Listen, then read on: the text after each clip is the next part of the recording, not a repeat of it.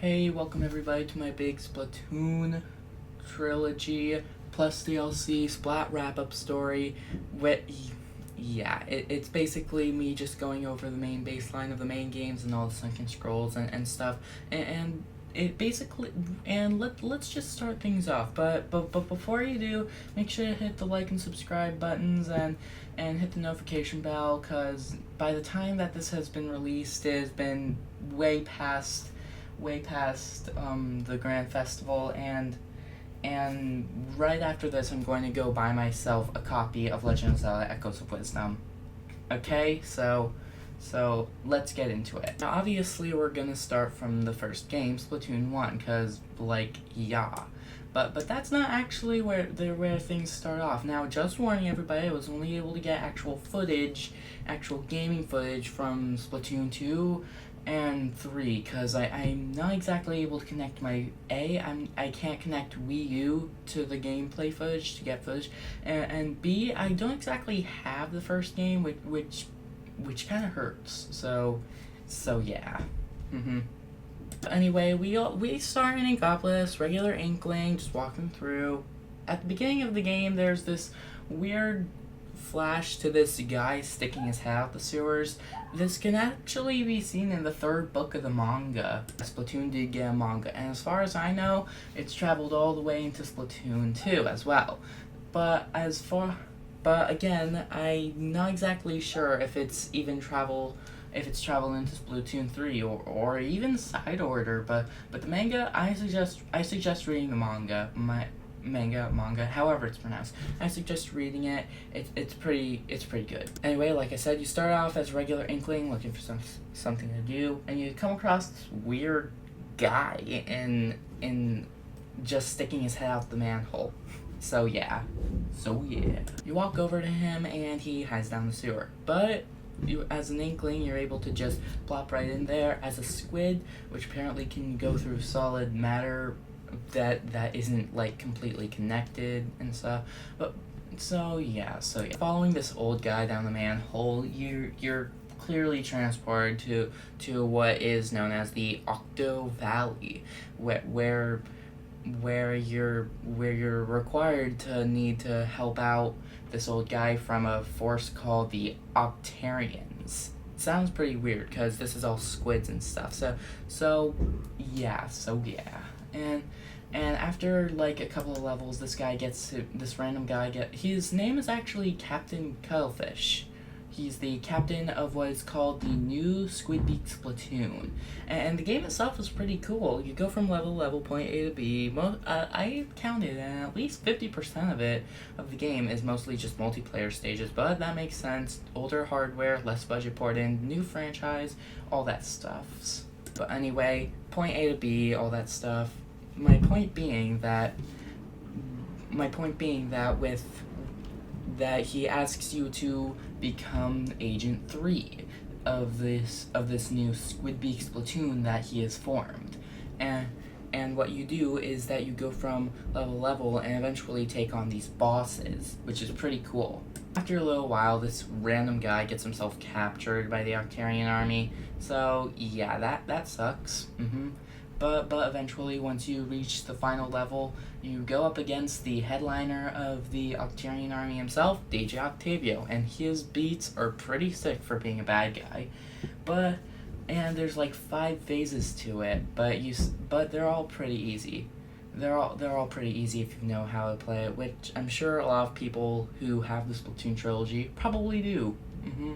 But yeah, time for me to get into the Sunken Scrolls. The first page of the Sunken Scrolls shows that apparently us humans are about to be wiped out by the tides rising. It says, through the academic circles warn of rising sea levels, the policy makers pay them no heed. At this rate, human civilization may be lost beneath the tide. Will even the furry fellow be consumed by the raging ocean? Yeah, so that raging fellow, the raging ocean, and that furry fellow is clearly a cat, and the guy in the background is some type of professor. So yeah. So you're all kind of confused about this, and the Sunken Scrolls kind of gives you more of a deep intelligent description, I guess I should say. But in the span of all those tides rising and how human is basically going extinct, the last human, which I think is Professor, puts his dear beloved cat Judd in a capsule, and it says, "Oh, my beloved Judd, it seems the day has finally come. This capsule is designed to remain cryogenically sealed for 10,000 years. Goodbye, my perfect little kitty cat. May your meows echo through the ages." This implying that the professor is so worried about his poor cat more than his own safety that he locks him in what looks like an incubator-looking capsule to keep him alive. This gets powered on, and 10,000 years later, it's opened, and this guy now apparently runs as judge for Splatoon battles. That's a little bit weird. Pretty brutal. The only thing that the Inklings found in the future, like 12,000 years later, is the skeleton of a human person. And in it, you can see a play disc, a Wii U, a Wii U gamepad, a Wii U Pro controller, and Wiimote. This makes no sense to the Inklings at first, but I guess the point is that either what was supposed to happen in real life was the tides were rising just as people were getting into the gamepad and Splatoon was actually running and stuff, or this random person at the end of his life just decided to play the Wii U and stuff or something, and he still just likes playing other video games. But either way, this is a pretty fun Easter egg to explore. Apparently, it looks like he was undergoing ritual, but he was clearly playing video games. I clearly just showed that. Oh, human race is dead. Oh well. What comes up to the surface next, though? Squids, and apparently octopi as well. Now, these squids started evolving as they reached higher land, and so yeah, this picture says, with the creatures of the surface driven to extinction by rising sea levels, the ancestors of the Inklings were free to haul their 10-legged bodies up to the abandoned land. This is how the mollusk era began. So, point being that with the human race dead and the tide having risen, the Inklings started apparently evolving the way monkeys did into human beings, or how it's theorized that monkeys would evolve into human beings. But even in the modern day of the Inkling and Ockling era, it shows how they pretty much know that they are squids and octopi. So there's even an entire page on the biology of how the squids took human-like form. It shows a lot of freaky-looking stuff. Pretty freaky. Although I forgot to take the screenshot of it to include it in this video, but I can tell you what it says. It says, the terrifying biology of the Inkling. Strength, can leap up to 5 feet. Brain, simple and predatory. Bones, none. Eyes can spot prey from 100 yards away. And defense, high pressure, high capacity ink sac, which is disturbing. One of the next pages shows the octopods' lives. The octopods show that they aren't just called octopods, they are called the Octarians. In fact, this very picture says, we Octarians dwell in a world deep underground. The individual caves which are connected by a network of transport devices known as kettles. Wow, you learn something new every day. So yeah, when it says, wow, you learn something new every day, it was probably just Cuttlefish or Agent 1 or 2 reading it. But either way, you can pretty much show how advanced the Octarians are compared to Inklings. So, and apparently they have a rivalry with the Inklings.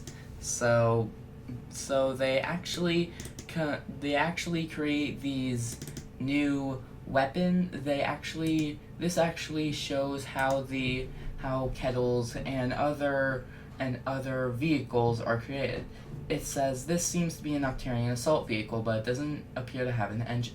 The big question is, how does it move? It's frighteningly clear that the source of Octarian power lies outside the realm of established science. So this shows how the advanced Octarians even have problems with their own selves, I guess. This next page shows a picture of a squid, apparently. It says, first battles of the Great War ended in victory for the Octarian forces. The diligent Octarians easily dominate the Inklings, who are unable to wake up early enough in the morning to defend themselves. I'm sorry, but I'm sorry. It says Great War because with the rising sea levels apparently continuing to rise, and Octarians and Inklings no longer being able to swim, apparently, space was decreasing fast, so it began the Great War. And apparently they won because the Inklings did not wake up early enough. Kind of ridiculous, but also kind of funny. But the next page actually shows a sample of an Octarian tentacle. Which is a little bit weird. This page also not only shows an Octarian tentacle, but also a shadow of what looks like a big octopus. It says, heralded by the loud explosions, the great octo-weapons quickly stormed the Inkling's central stronghold. Victory for the Octarians seemed all but certain, but due to their plug being carelessly pulled from its socket, their hopes were dashed. Wow, and I thought I kept knocking over my mouse because I made one wrong step. The Octarians lost a single battle because someone pulled their plug. That's way more catastrophic. You'll also notice how similar this octopus kind of looks to Overlorder in Side Order, but I'll get to him later. Too bad for the Octarians, because the next page states that, the Inklings basically just won the battle for apparently... apparently, says Lady Luck shone down on the Inklings, and historians today agree that the Inklings won the victory over the Octarians was mostly due to their superior of limbs. But I thought they had no bones, and no bones means no muscle connections.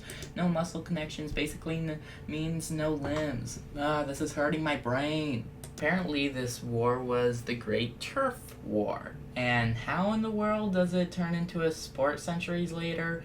I don't know. But I'm not gonna dig too deep to actually find out, maybe just because half of it was fun or something. But again, this hurts my brain to talk about and look at, so I'm not gonna complain that much anymore. The page even shows, like I said, how they won to how superior their limbs were in amount. But in the next page, it shows that the factor of them winning is also the leader of the legendary Squidbeak Splatoon from back then. It says, this only existing photograph of the legendary Squidbeak Splatoon. The young man folding his arms appears to be the leader. When this picture was taken over, the Great Turf War had been raging on over a year. So yeah, apparently it did turn into a sport because it is Turf War. I'm done. Not actually, but you can actually see in the background that Sheldon seems to be almost like a teenager in human years. And since Octarians and Inklings, since squids and octopi clearly have human forms now, we can all assume that that's pretty much a teenage Sheldon right there. And apparently he knew Cuttlefish long before the new Squidbeak Splatoon when Marie called him in Splatoon 2. So that's good to note down. Hey, apparently long before the Great Turf War, Inklings and Ocklings were actually very good friends, which is actually shown in the following picture. So this picture states, but before the Great Turf War, there was the amicable relations between the Inklings and Octarians. They couldn't have dreamed that rising sea levels would force them to battle fiercely over the remaining territory.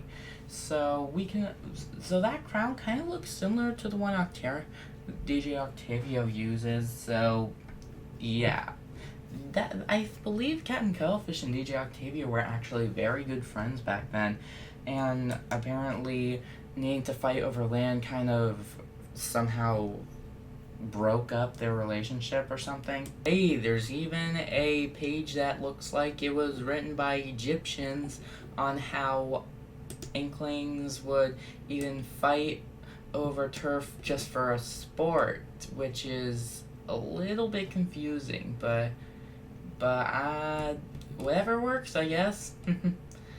Yeah, but once again, I was not able to get that page into it. But hey, apparently the Inklings wasn't looking too bright either, literally and metaphorically. They were starting to have power declines, so that's kind of not good. Why am I saying kinda? That's really not good. As a result, as looking for a new power source, they found the Great Zapfish. Found it. Either way, they found a Great Zapfish that would power up the entire city and maybe even beyond. So, and the picture even states, it says, since time immemorial, easier for me to say, since time immemorial, a rare type of electric catfish known as the Zapfish has been prized by Inkling society as a source of energy. In fact, the entire city of Inkopolis is powered by a single 100-year-old Great Zapfish. Well, it's not just Inkopolis. It's not just Inkopolis Plaza and Inkopolis Square. It's also apparently Splatsville. Does it like move from location to location every so few hours or days or months even? Because I don't know how the system works. Either it had babies or either it had babies, which it probably did with the mini Zapfish, but either it had babies that did eventually be turned into bigger Great Zapfishes, and then it powers up all both parts of the city and Splatsville, apparently. So we can all count on the Great Zapfish to apparently dry our tentacles. But just as things were about to get all comfy cozy with electricity again, guess who decided to rain on the parade? Yep, the Octarians once again have stomped on the Inklings parade and have now discovered that a little bit more evolution on the Octarian side has now discovered the Octolings, like Inklings, but Octos instead. The page says, it seems that some Octarians can assume humanoid form. These specimens have superior physical capabilities and are highly aggressive. High-ranking individuals have kelp on their head, but what motivates them, if anything at all? We don't know. Destruction, probably destruction like in the Octo expansion. So, good to keep that in mind. But just as things were starting to look up for the Octarians with a brand new invasion, guess who decides to win a folk singing contest? Two cousins, Callie and Marie, or Calamari as they later realize in a recall boss battle in the second game. The picture states, these two cousins from Calamari County won Inkopolis' first annual youth folk singing contest. Their remarkable voices earned them a standing ovation from all present and catapulted them into the spotlight and announcing the news in Inkopolis. So yeah, I don't get cooked, stay off the hook better. Just so you know, Squid Sisters. Why are you called Squid Sisters when you're clearly cousins? Yeah, we can all see it. We can all see it, and we even find it out later. Yeah. The rest of the scrolls just talk about some of the minor things that we don't exactly know. But one of the pages actually states that, one of the pages is actually one on the Calamari incantation. This customary chorus of Calamari County nowadays, the song and dance may as well be carved into the very DNA of all Inklings, and in some cases, latest cases, Octolings. It began as a way to celebrate and show respect for the bounty of the sea. That's it. But there's stuff on fashion and food. But there's even actually one on sending things up into space, which I will actually touch on a little bit later, because this is going to be more important than one would actually think. And yeah. Yeah. After completing once you're at the final stage, which DJ Octavio has one of the best killer beats in the entire game, it really sets the mood. And once you're at the final phase, those Agent 1 and Agent 2, Hotwire, DJ Octavio's Cloud Car, DJ Octavio Robo Mechanic, DJ Octavio Robo Mechanic, Cloud Car. I read out things to say, seriously. DJ Octavio Robo Mechanic Anator Clown Car. Yeah. That's it. That's all I can say. Seriously. I do not have anything else to say about it. It's really just an Octarian version of Bowser's big clown car. And his big and cruel punishment is getting locked in a snow globe. Yeah. I can't hold in my laughter. When you actually think about it more deeply, when you're trying to understand a joke, you actually find that's incredibly more funny. But DJ Octavio gets first super cruel punch. I'm sorry. I'm so sorry. I need a minute. I seriously cannot stop laughing. Okay. Okay. Now I can show you some of the footage in Splatoon 2.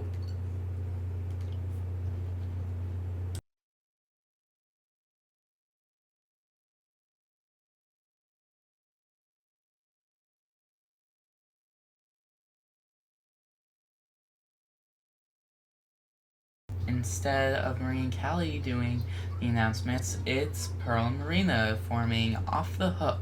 And instead of two Inklings, apparently not a lot of people noticed this at first, and I'm sure people can understand why, but you can actually notice that Marina is actually an Aukling because of her suction cups.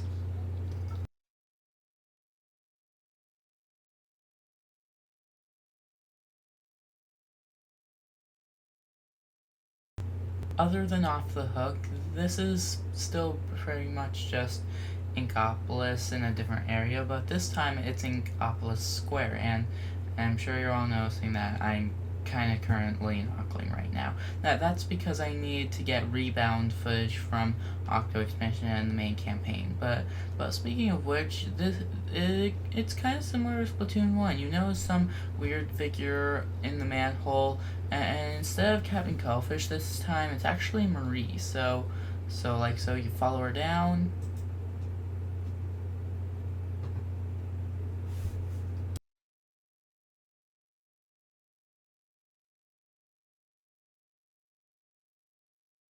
And instead of Agent 3, you actually play as Agent 4 this time. Yeah. Now that I've jumped right into Splatoon's main campaign, yeah, I did need to get rebound footage for this, so you can even see DJ Octavio in his snow globe again.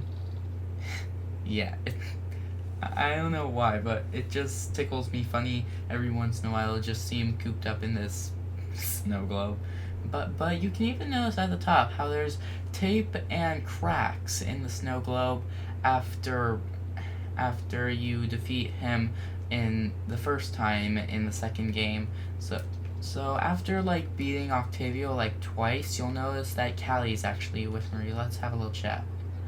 Oh, hey Agent 4, it's Callie. Remember, I tried to kill you. Yeah, sorry about that, but I'm back on the up and up. Promise. In case they're Squid Sisters and the new Squid Beak Splatoon are ready to roll. Gotta hang out here until Gramps and Agent 3 come back from whatever it is they're doing. Seriously, where did Gramps wander off to? We'll touch on him a little bit later, but we all know where he is. Seriously, we've all played the game by now. So I'm just going to do a quick warp into the boss mode for this. The boss fight for DJ Octavio this time is Boss Rush Blush Tide Goes Out. It's some pretty cool swivel here. I personally feel that DJ Octavio's songs for the second game are much better than the first game. Seriously. Now, obviously this is rebound footage, so you'll see. DJ Octavio remixes Callie's brain with some sort of hypno shades. It's a whole thing.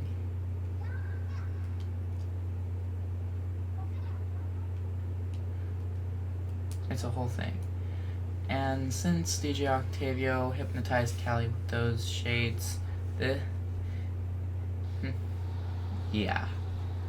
So we all see DJ Octavio in a brand new Koopa Cruiser. Sorry.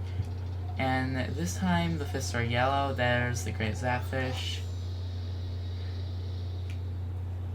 DJ Octavio feat Callie, the Octobot King version 2. Yeah, haha, I remember.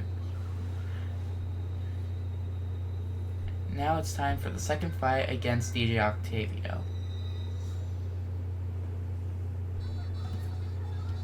Boss fight's pretty much the same. You shoot the fist back at him, but I agree with anyone who says that this is a pretty cool concept for being one of the greatest fights in Nintendo history, if anyone is to say that anyway.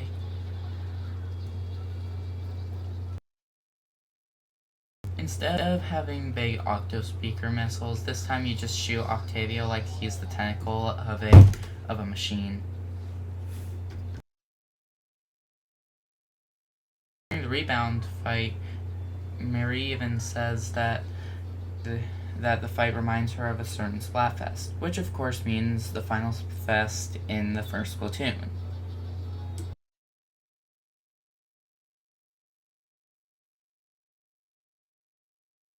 Eventually, Marie and Sheldon come to save the day by driving on one of those trucks.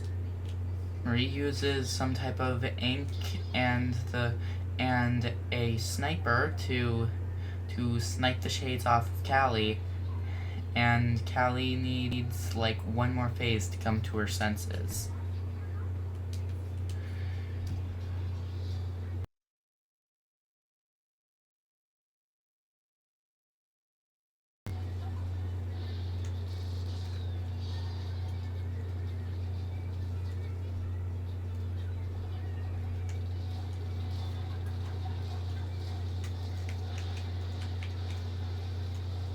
I consider this music to be super good. It's not Spicy Calamari Incantation good, but it's definitely up there.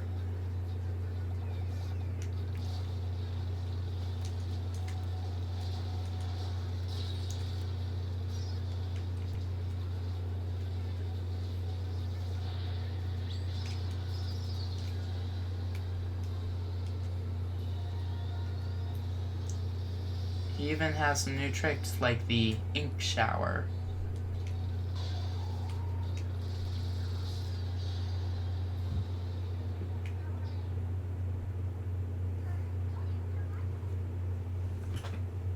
After the third phase is done, Marie busts out a jukebox or whatever it is, and Marie busts up the brand new version of the Calamari Incantation, the Spicy Calamari Incantation.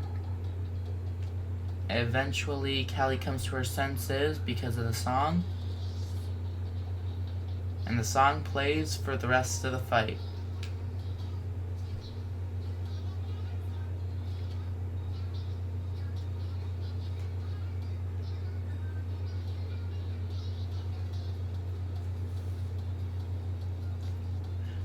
Once the song starts, Sheldon gives you a modded Rainmaker to take down DJ Octavio in the fourth and final phase.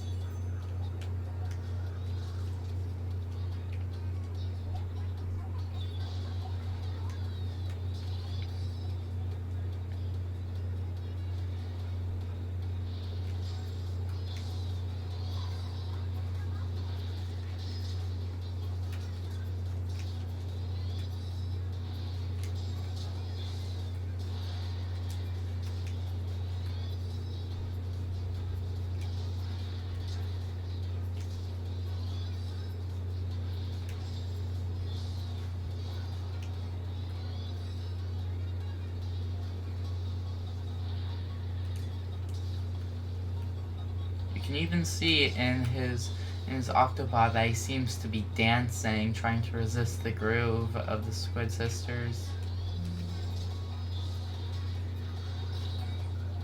He says splat you, like screw you, or whatever the F word is, which I am not going to say.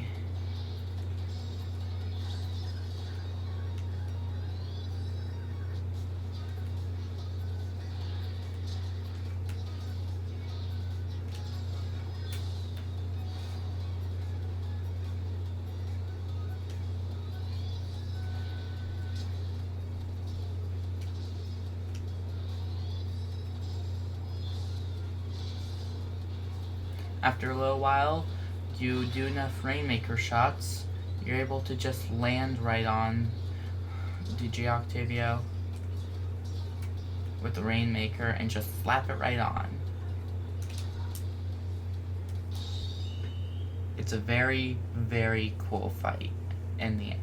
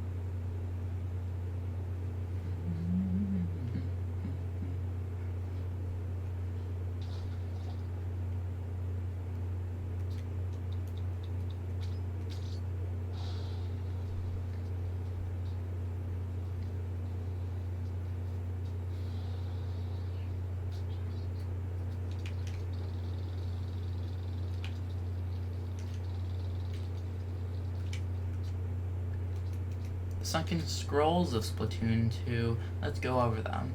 This one says, a shockwave struck while one young lady was performing at a recent youth folk singing contest, doing damage to the venue. Fortunately, no one was injured. Now take a look at this hairstyle and compare it to Pearl. Yeah, it's pretty much Pearl. We all knew. But let's also take into account that her booyah combined with the killer whale could take out a war machine made out of the Statue of Liberty, which I will touch on later. The second page shows Marina with the Octarian army before she left and formed off the hook with Pearl. It says, music heads are still buzzing over that legendary underground show 2 years ago during 2015's Splatoon. Anyone lucky enough to catch DJ Octavio's opening set and the Squid Sisters headline had their minds blown and lives changed that night. So, this took place 2 years before Splatoon 1 was released. Marina is in the background, so you can see. But my point being that since it says 2 years ago and Splatoon 1 and 2 are about 2 years apart, I can definitely see how much Nintendo wanted to get Splatoon 2 out in the launch title of the Switch, as a launch title of the Switch. Page 3 is basically just a note for Sheldon to move.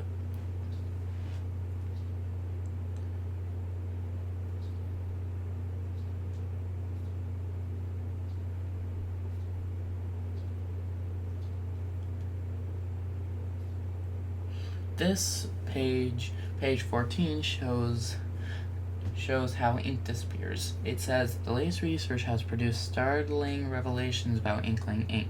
Once thought to simply disappear after a while, Inkling ink is actually rapidly disintegrated by airborne microbes, which definitely proves science's theory on how they're single-cell organisms like virus. Okay. The next page just shows an album on something. The next one shows how the salmons come into Splatoon 2. I mean, they might have been in Splatoon 1, but not that I know of. It says, now hiring egg collectors, no experience required, all ages and backgrounds welcome. A fun way to make some quick G. Grab a friend and join up together. The next page shows what looks like a picture of the salmons seem to be attacking a couple. When smoke rises from the 7 rings, the pink fish will emerge from the sea, devouring all the creatures of the land. The Book of Medai, chapter 10, verse 10. Now, being a Catholic, I don't think that there's a Book of Medai in the Bible, but I can take a look after this. Page 18 shows a little bit more information on the salmons. It says, this appears to be a painting from the Middle Ages. It depicts a great migration of salmon said to occur once every 7 years. So yeah, apparently the salmon travel and migrate through Inkopolis every 70 years, but apparently what's happened is that they also seem to like to feed on the eggs of inklings, so that's pretty neat. So what do the inklings and nocklings do in turn? They steal the salmon eggs. That's pretty neat. Salmonoids are known to keep their weapons in tip-top shape. The frying pans they wield have often been passed down from generation to generation. Yeah, all these unknown weapons to the inklings and nocklings are actually just old stuff from human era. And apparently Marie and Callie have went off to start their own show. Maria having a talk show on Thursday nights, and Callie apparently being in a movie. So yeah, she's being left into manipulation. It says here, she smiled through it all, but it's clear to this reporter that the pressure of the fame is getting to her. You can even see Marie right in the sliver of the bottom right. This is a letter from Callie to all her fans. The rest is nonsense, but this one is kind of like an Octarian's drawing of a base. This one is how Octostomp was made, and how essence of DJ Octavio, like seen in the Octobot King fight, is used to create a tentacle which goes inside a machine for him to control it, which ends up being powered to all their big bosses. This one is a letter from Captain Cuttlefish and Agent 3. My dearest Callie and Marie, stop on a research trip to the Cape with Agent 3. Stop, maybe late but left here in the fridge. Stop. This is all unknown news to... This is all nonsense, but it apparently leads into what this map and letter eventually lead into what is in Splatoon 2's Octo expansion. We'll touch on that next. This page shows Calamari Research Lab's video log 5628. This coffin-like device is a hysterical relic of the old world and is kept under strict lock and key. I unplugged it by accident while cleaning the other day, but it still seems to be running somehow. That was the incubator that kept Judd alive all these years from the scientists, thanks to the scientists that Judd had. And this one shows why it was still powering. Oh Judd, when your capsule opens in the future, you may find yourself alone. Should that be the case, I ask you to re-energize the capsule once again. Oh dearest Judd, I only hope that you can forgive me for all I've put you through. So yeah, Judd re-energizes the capsule and it creates Little Judd, a clone of Judd to be smaller. The last page is just stickers from the hub worlds.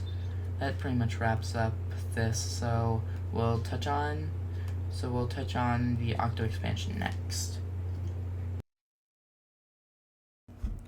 So yeah, here we are everybody. I am now about to get the 4th Fang for the real Splat wrap-up video. So we go into this little station, and we watch the loading screen. We get our weapon, blah blah blah. We don't even need to take down all the bosses. No, they don't have the Fangs. They do not. Instead, they're just in random areas. But we get a weapon so that we can get the Fang and hold on. And once we collect it, apparently photos are so cool that we can take photos with them. Yay, blender pieces. Let's get this back to the telephone.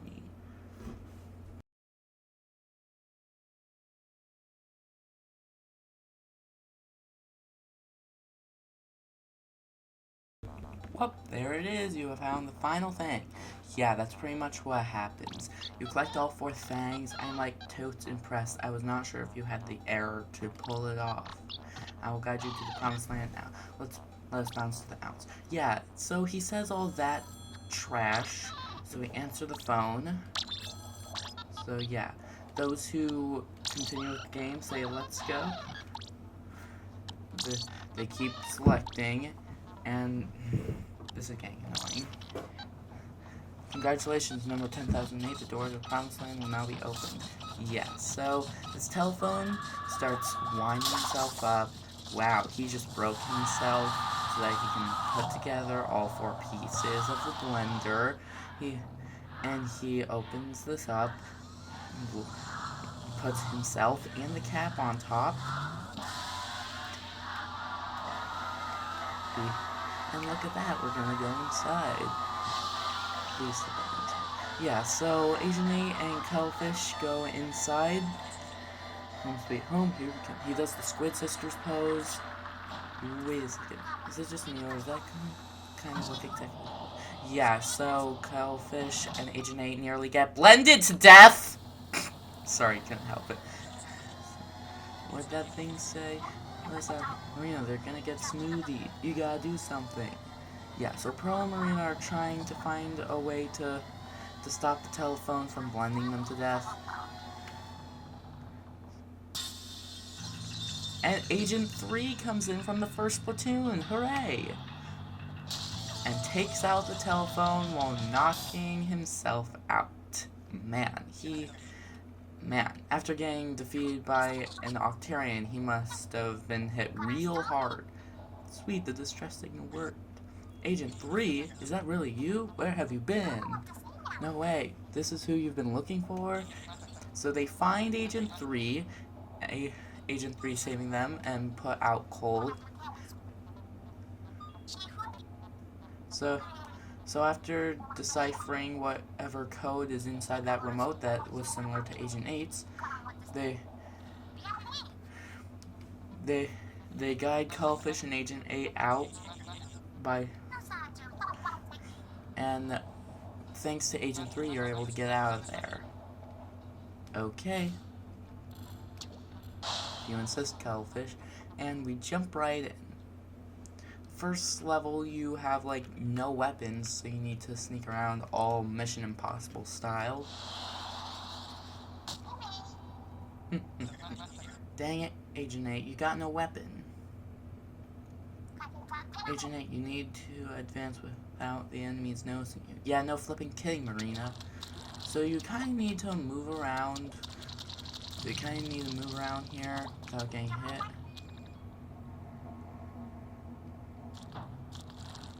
Yes, this is all actual gameplay footage.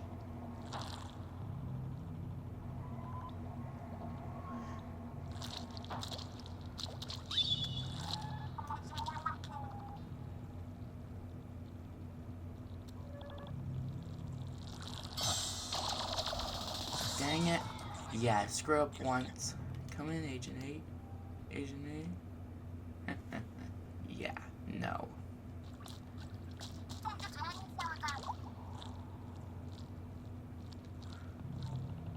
This is really tough to do, and this gameplay footage is actually me doing it for the first time.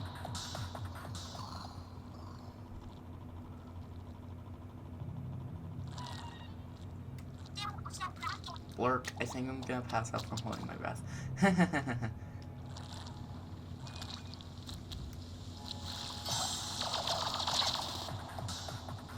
Mission Impossible style, everybody.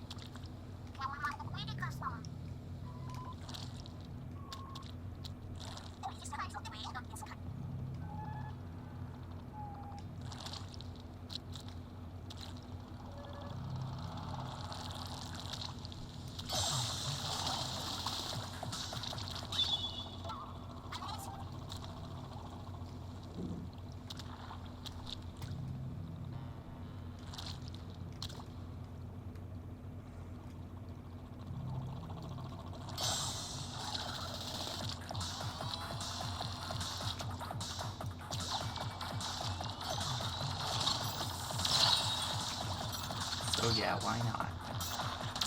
Or you could just go all daring mode and nearly get yourself killed, like me.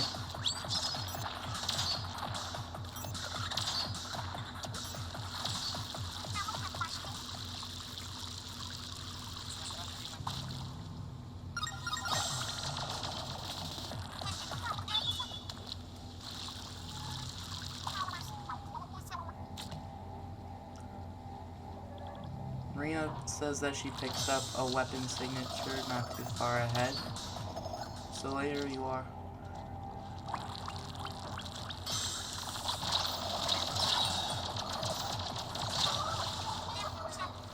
Hey. Each time you die, Off the Hook and Captain Cuttlefish will have different dialogues.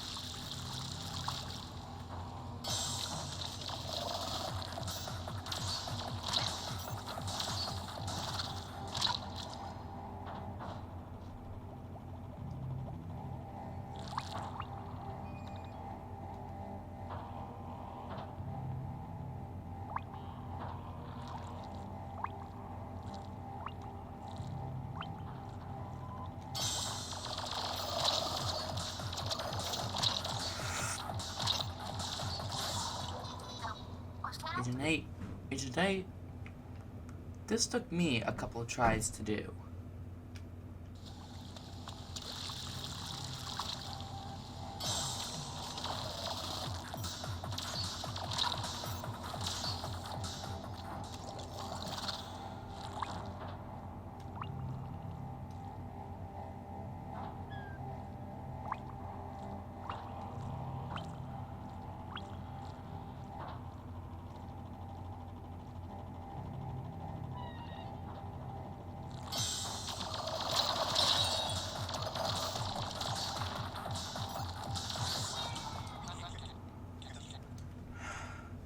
With my screen glitching out, this is making it extra hard.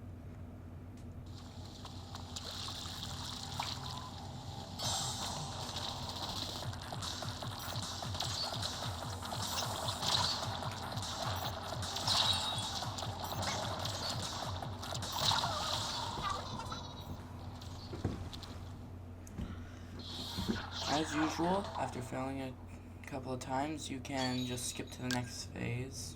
But I figured I should do things the right way.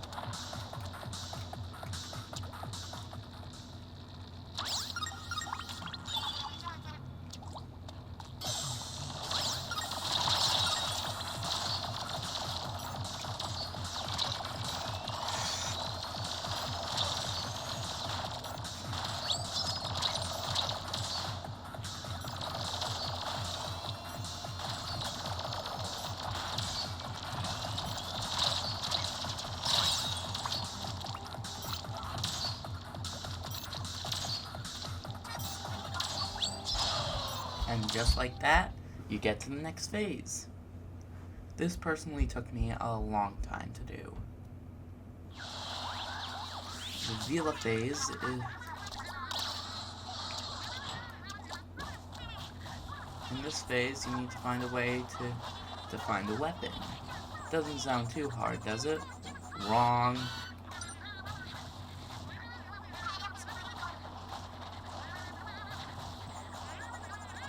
In fact, what you do is that you think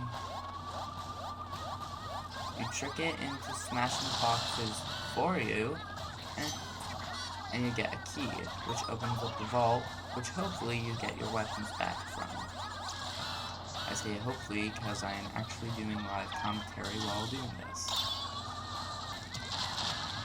Eventually, you do find a weapon known as the Octo Shot, and we can get inking. Energy source. The third phase brings you into what looks like a little ball. Ugh. Known as the belly phase. And reach the other side. A bunch of these cubes are a bunch of sanitized Octarians. These are the Octarians created by Camabo Co.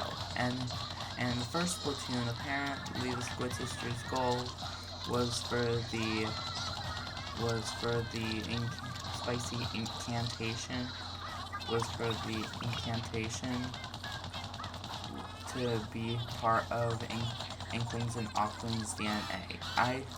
My theory is that the bad guys that are Camabo and the Camabo telephone and Mr. Grizz used that to their advantage and created not only the fuzzy oozed Octarians but also the sanitized ones.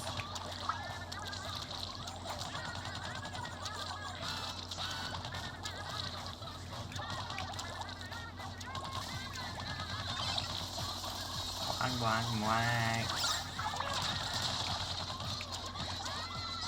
The telephone seems to be glitching out in a couple of dialogues, and Captain Cuttlefish seems to be a little bit confused from it.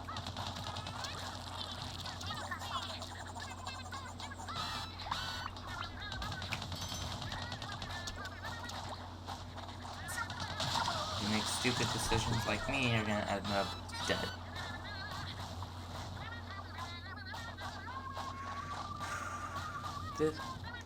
This got really annoying for me, but eventually, on one of my runs, I managed to do it.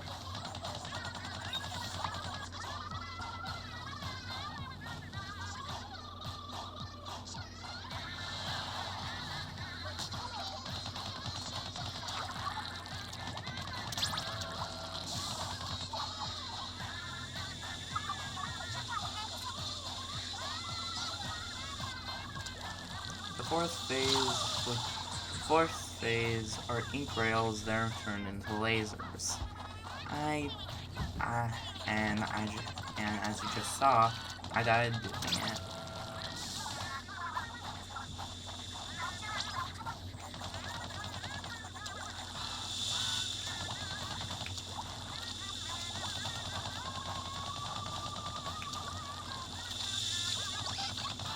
Blah blah blah. As the telephone breaks, and Captain Cuttlefish continues not to question it, Pearl asks whether Agent 3 has woken up yet.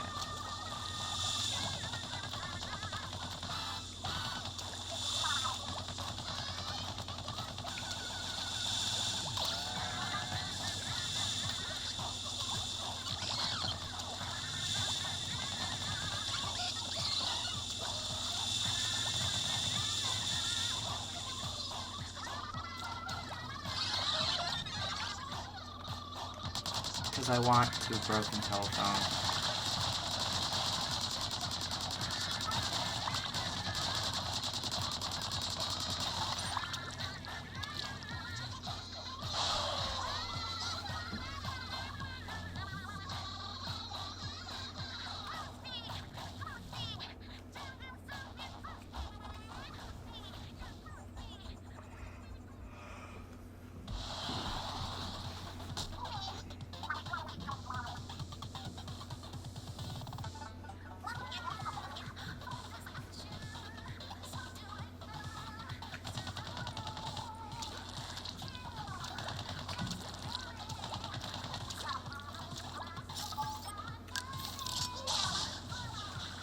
In the fifth phase, you're able to grab the ink jet and just fly around with it. Kind of like how you're able to use the zip caster in Splatoon 3, which I am just now realizing.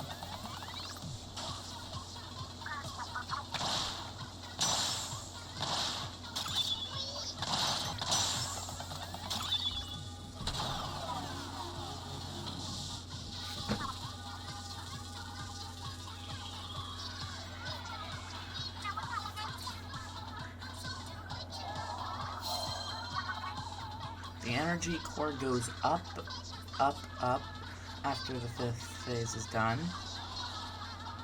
You're blasted to the next launch pad and into the next phase.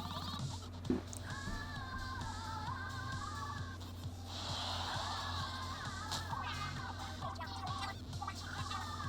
find the energy core.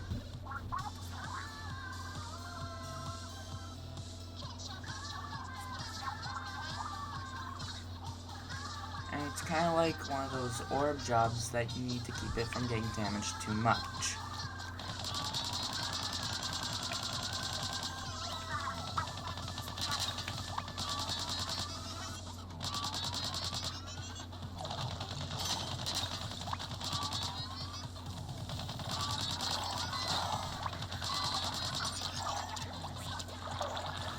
You're able to shoot it to get to wipe off its ink, I believe.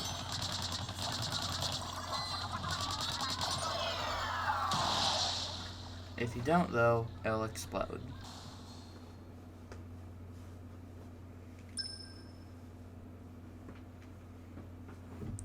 After that, you make it to the elevator, the spinal phase.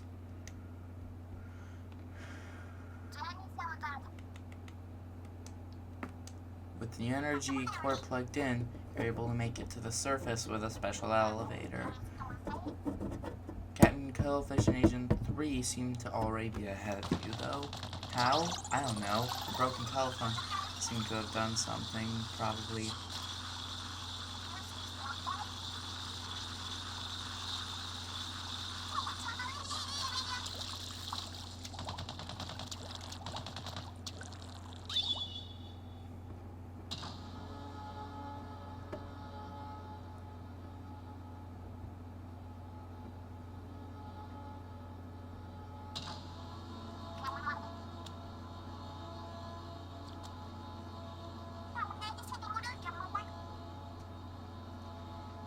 After a little while of the elevator, and Marina and Pearl talking,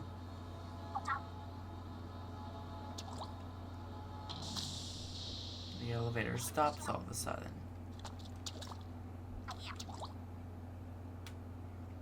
Yeah, no kidding, Pearl. You look up and see a broken cape. Who's that? Well, I'm sure everyone has already played it by now. It's Agent 3, but... Yeah, Agent 8, help me. Look at that. Agent 3's mind was hijacked by that crazy phone. Literally just pulling Captain Cuttlefish here. So you need to fight the very agent that you made in the first Splatoon. It's a very fun concept, really.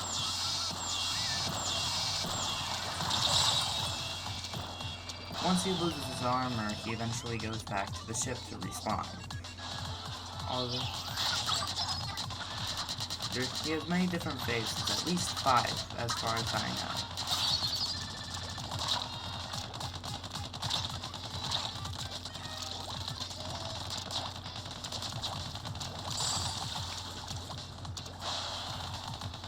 Agent 3 only loses his armor and regenerates it. Captain Cuttlefish, having been tied up by his own agent that he claimed, he's still up on the UFO. So what you need to do is that if you can get close enough, you can use a bomb or use your own gun.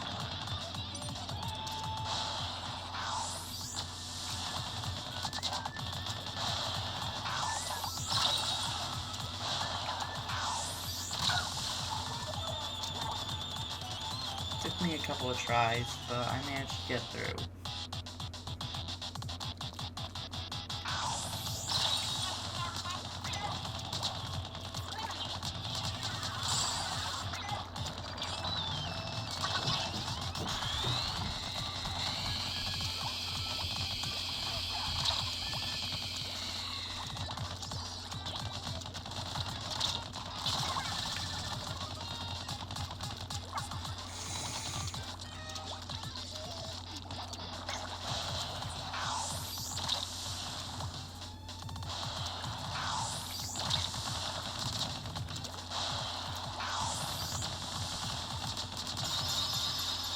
eventually I managed to defeat Agent 3.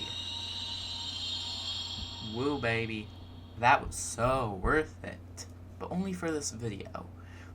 Once you defeat Agent 3 again, he's knocked out cold. Again. Agent Captain Cuttlefish is still wrapped up. The goo is gone from Agent 3, so it's probably fine. Literally quoting Marina. Untie me at once. I'm trying to, Cuttlefish, but I don't exactly have scissors.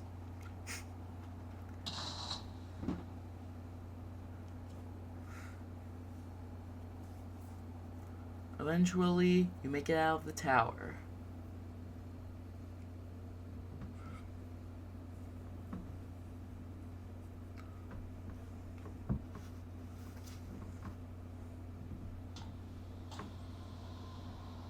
After making it out, Agent 8, Agent 3, and Captain Cuttlefish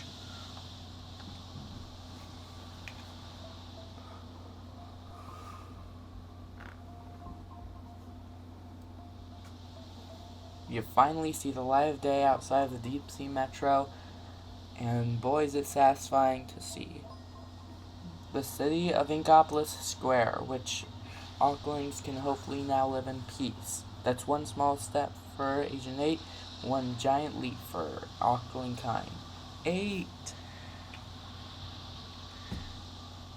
Pearl and Marina come with a whole buttload of helicopter rescuers.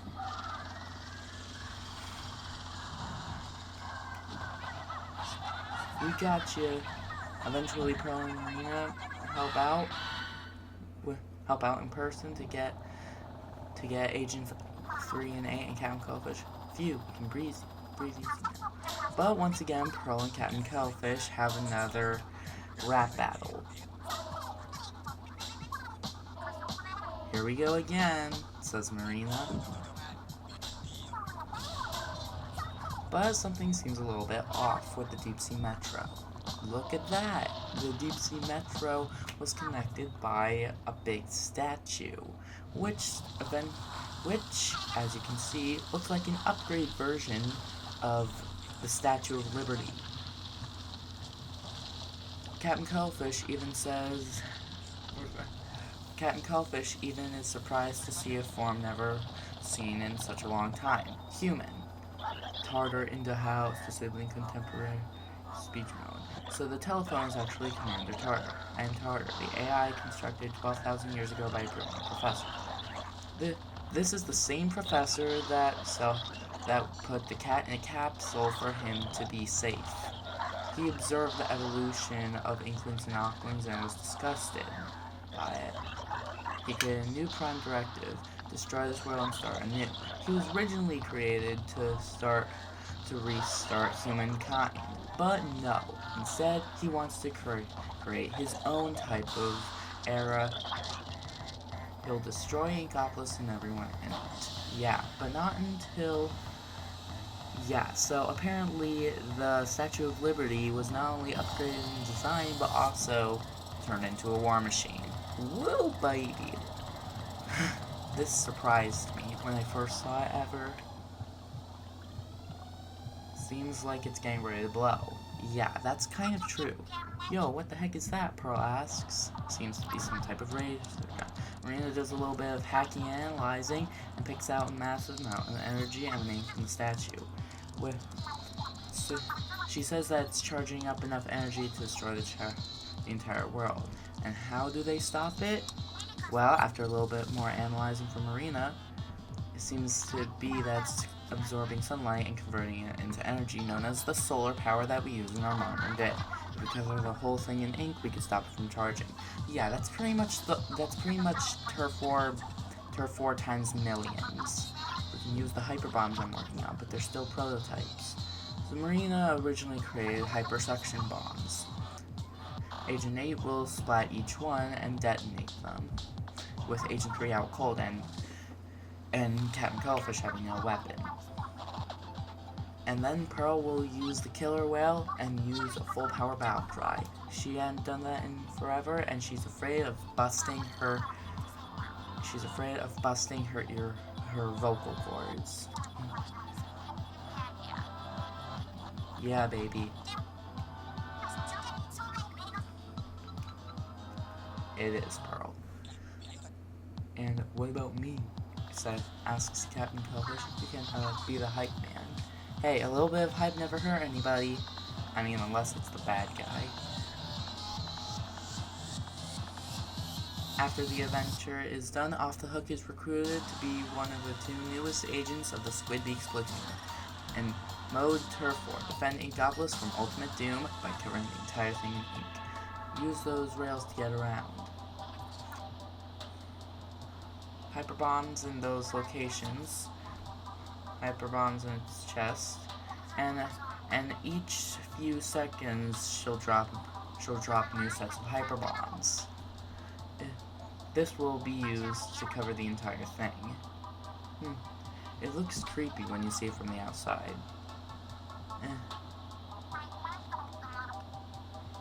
Detonating all these hyper bombs in under 3 minutes is a little bit of a challenge.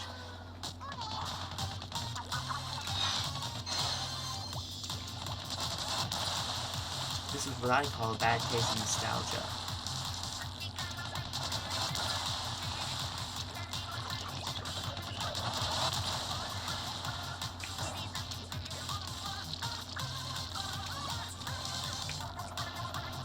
Where's the last bomb?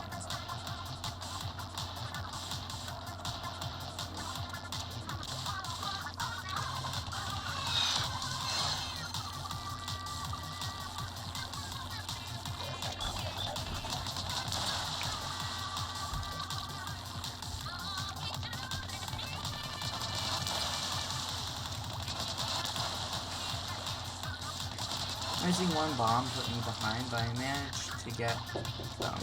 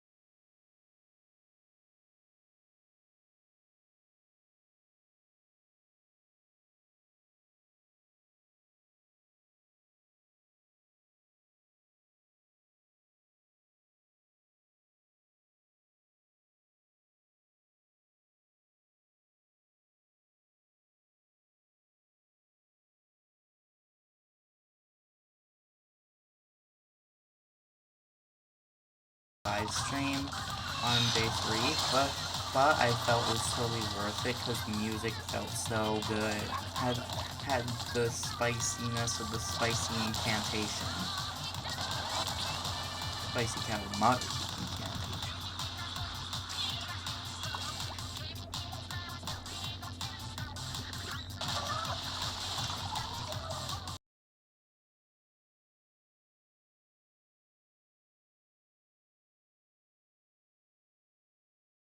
Although I did some stupid things and had to keep watching the stupid I lost cutscene.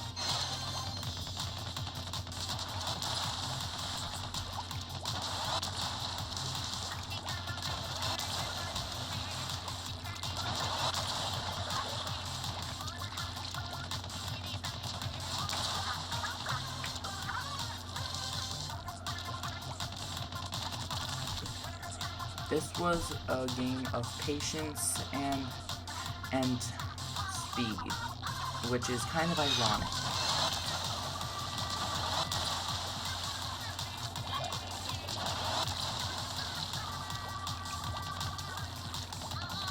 And I'm kind of a bit of a Sonic fan, so you can see that this went as slow for me as some of the original Sonic games.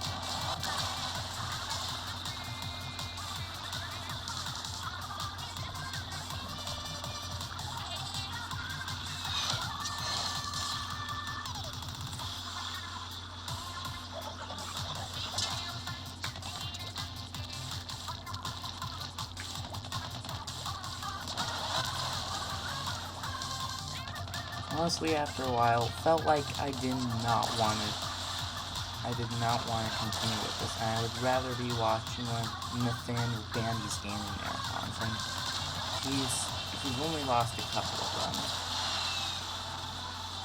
But once I reached the 1 minute mark, and I was actually almost on time this time, I made my way up and got started.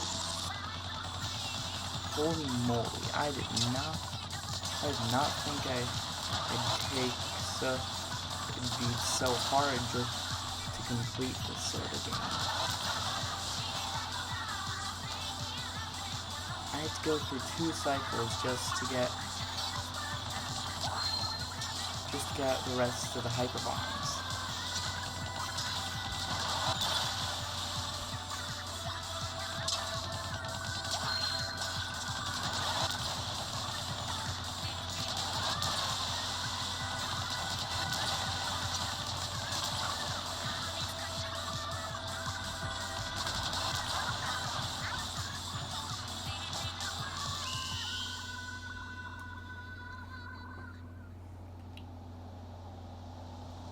I managed to stop the statue from charging on my final try. I let time run out somehow, and just like that, it was time to win.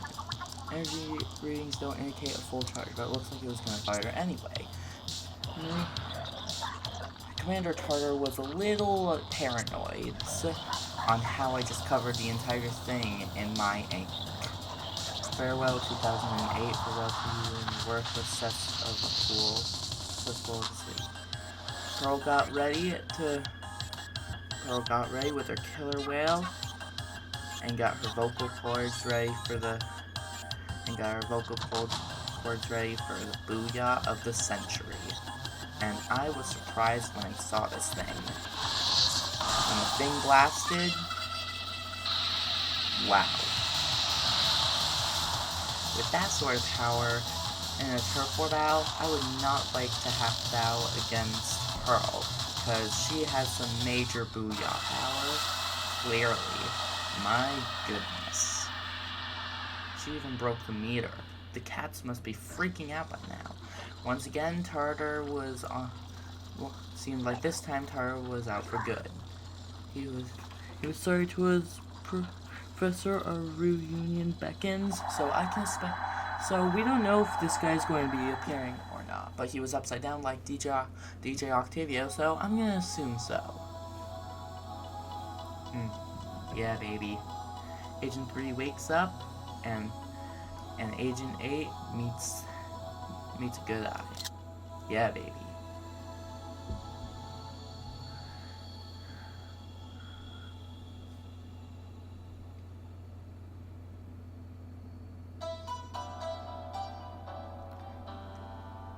That's pretty much the whole base program for Splatoon 2's side order.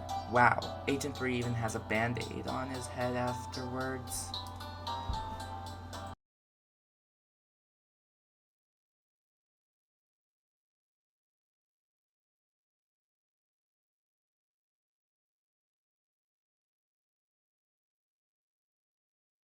Now we fire up Splatoon 3.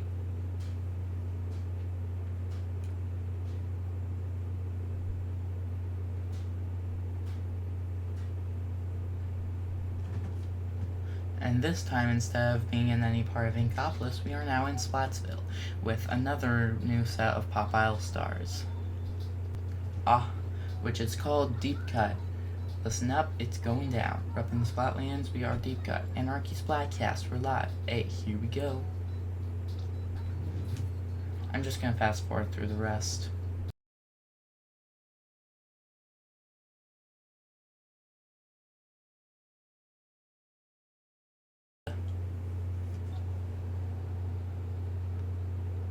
So now we'll touch on Alterna a little bit. Ooh, look what this guy has. Dear Mr. Grizz, meet me in the Walmart parking lot. Pfft, I'm not sure Walmart exists anymore. But anyway,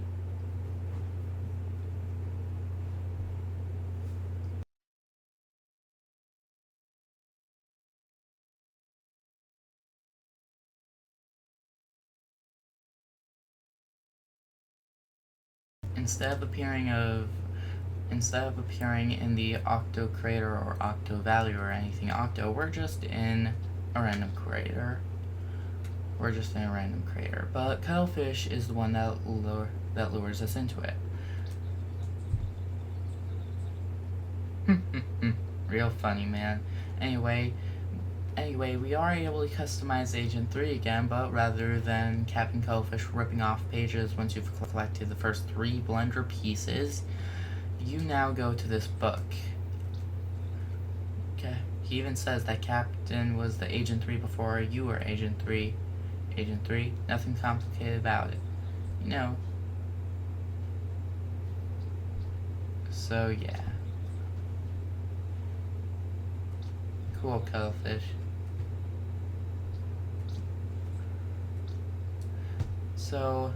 So instead it just flashes. But let's take a look at the new gimmick of this game. There's fuzzy ooze. Yeah. Now we can't touch it, otherwise this will happen.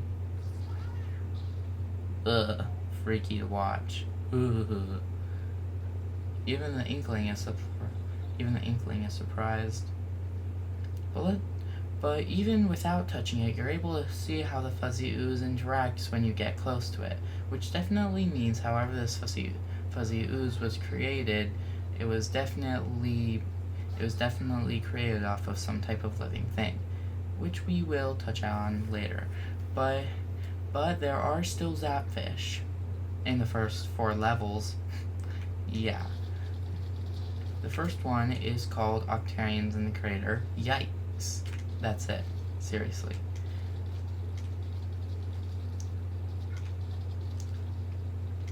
Also, the first 4 levels are a little bit shorter than I thought they would be. They're kind of like the tutorial levels that actually add to the game.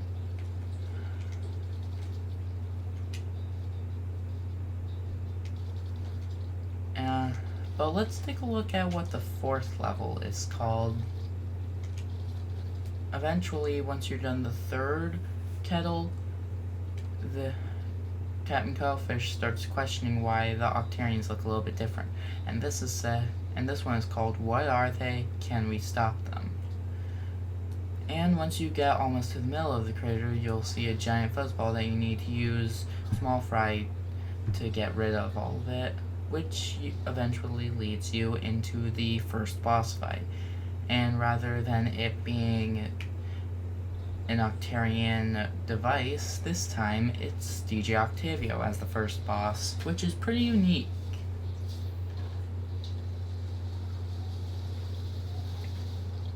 It's pretty fun. Yo, haha, I have finally found you, Cuttlefish. My Octarian troops have gone missing. You can tell by that dialogue that not even he knows what happens to them. There he blows, it's DJ Octavio. Up to your old tricks, I give the great Zapfish back. Agent 3, this dirty DJ is the headline of the entire Octarian army. Take him out. Quit spewing nonsense and listen up. I'm about to drop my latest hit. Right on your smug little face. Octobot King L3GS. I continue to feel like every single music that you use to fight DJ Octavio definitely hits the gong. Just hear this music. It's so killer. But this time, instead of ropes connecting the punches, you're actually able to shoot them back. There's actual jets on them.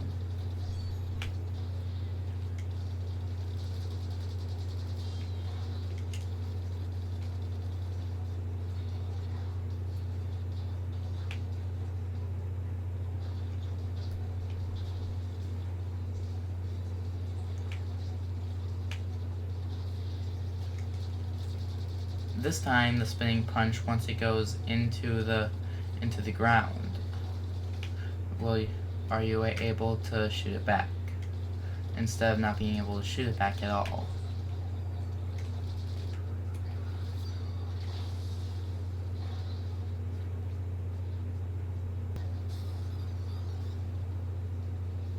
As usual, there's 3 phases in a boss fight. A lot of people, I don't think, know this, but you're actually able to stop the clap from happening in advance. At least, not what I've seen in gaming walkthroughs of Splatoon 3 are you able to... It seems just like a lot of people seem to wait for the clap to happen to ink it, but I figured out that you can just ink it while in midair. After knocking Octavio back into his vacuum one more time, he says, "Every time, so sad." There's definitely some type of uniquity for each Octavio boss fight that I've noticed in all 3 games. But once you defeat him, he falls out of his little clown car, and Cuttlefish and him have a little chat.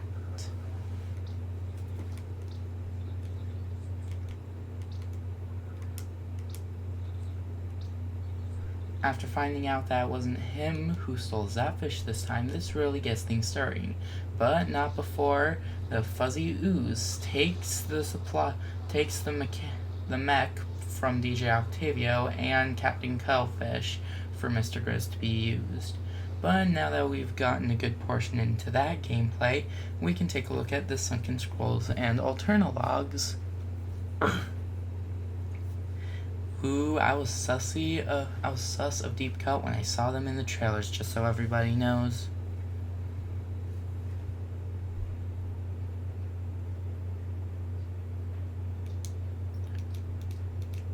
The Sunken Scrolls for Splatoon 3. First one. It pretty much just shows how... This one pretty much just shows how clams and mochi get used in a different style.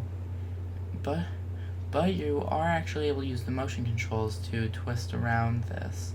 And you can even notice how the eyes just look around as well. The second one shows how the Splatlands were splatted by deep tides and how the crater was created. And there were three lights appeared and united to consume the disaster, which we will touch on later. The city of chaos was now Splatsville. Some more fancy trends. This is a comic by Inklings and Ocklings. This one is a motion picture. This one is more on Salmon Run.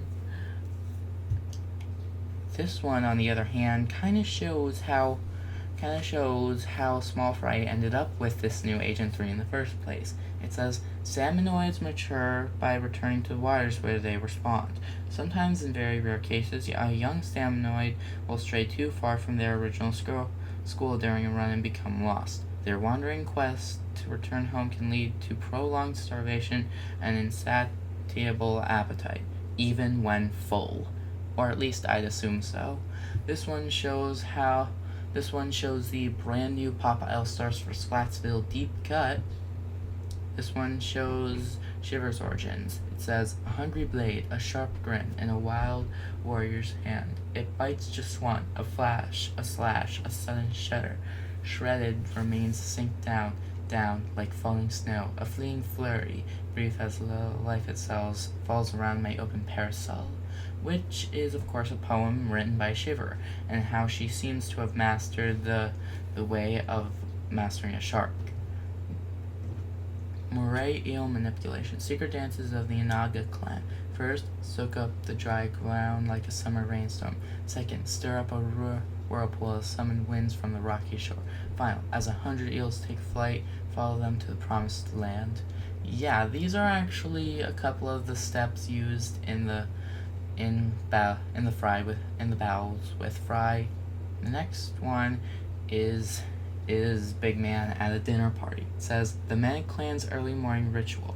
After careful grooming of their pectoral fins, the family gathers for their favorite breakfast. This unique plankton dish is a family recipe passed down across generations. It is said to enhance the body, mind, and bodily toxins. Cool. This one just shows how Sheldon has just moved into Splatsville. This one seems to be some more trends. This one says, Man of Wardrobe, we are temporarily closed so we may restock. Cash only, no photography, no influencers ever allowed, ever. We've run rather low on paper bills. We're always open. Your fashion emergency is our fashion emergency. Do not touch until you have paid for it. This one shows how eggs hatch this one shows how crabs mature from the eggs. This one shows a brand new shop. This one seems just to be the hero gear. This one says letter of appointment, employment, new Squidbeak Splatoon headquarters, first Splatoon adjustments, promoted to captain with installments of pay grade 33, Craig Cuttlefish. So yeah, this is basically the contract to what Captain Cuttlefish wrote for the brand new captain, that was the former Agent 3, which I assume would be Goggles by now in the anime manga. If there was an anime, that would be pretty cool. This one shows Marie and Callie now. This one shows how Marie's podcast's 100th episode, Marie After Midnight, gets a special guest to her cousin Callie. It is a Squid Sister Gab Fest. We could not stop talking. Not kidding, we went over scheduled end time by 5 hours. Oops. I'm sure a bit of editing made it beautiful though. This one shows how to mummify an inkling.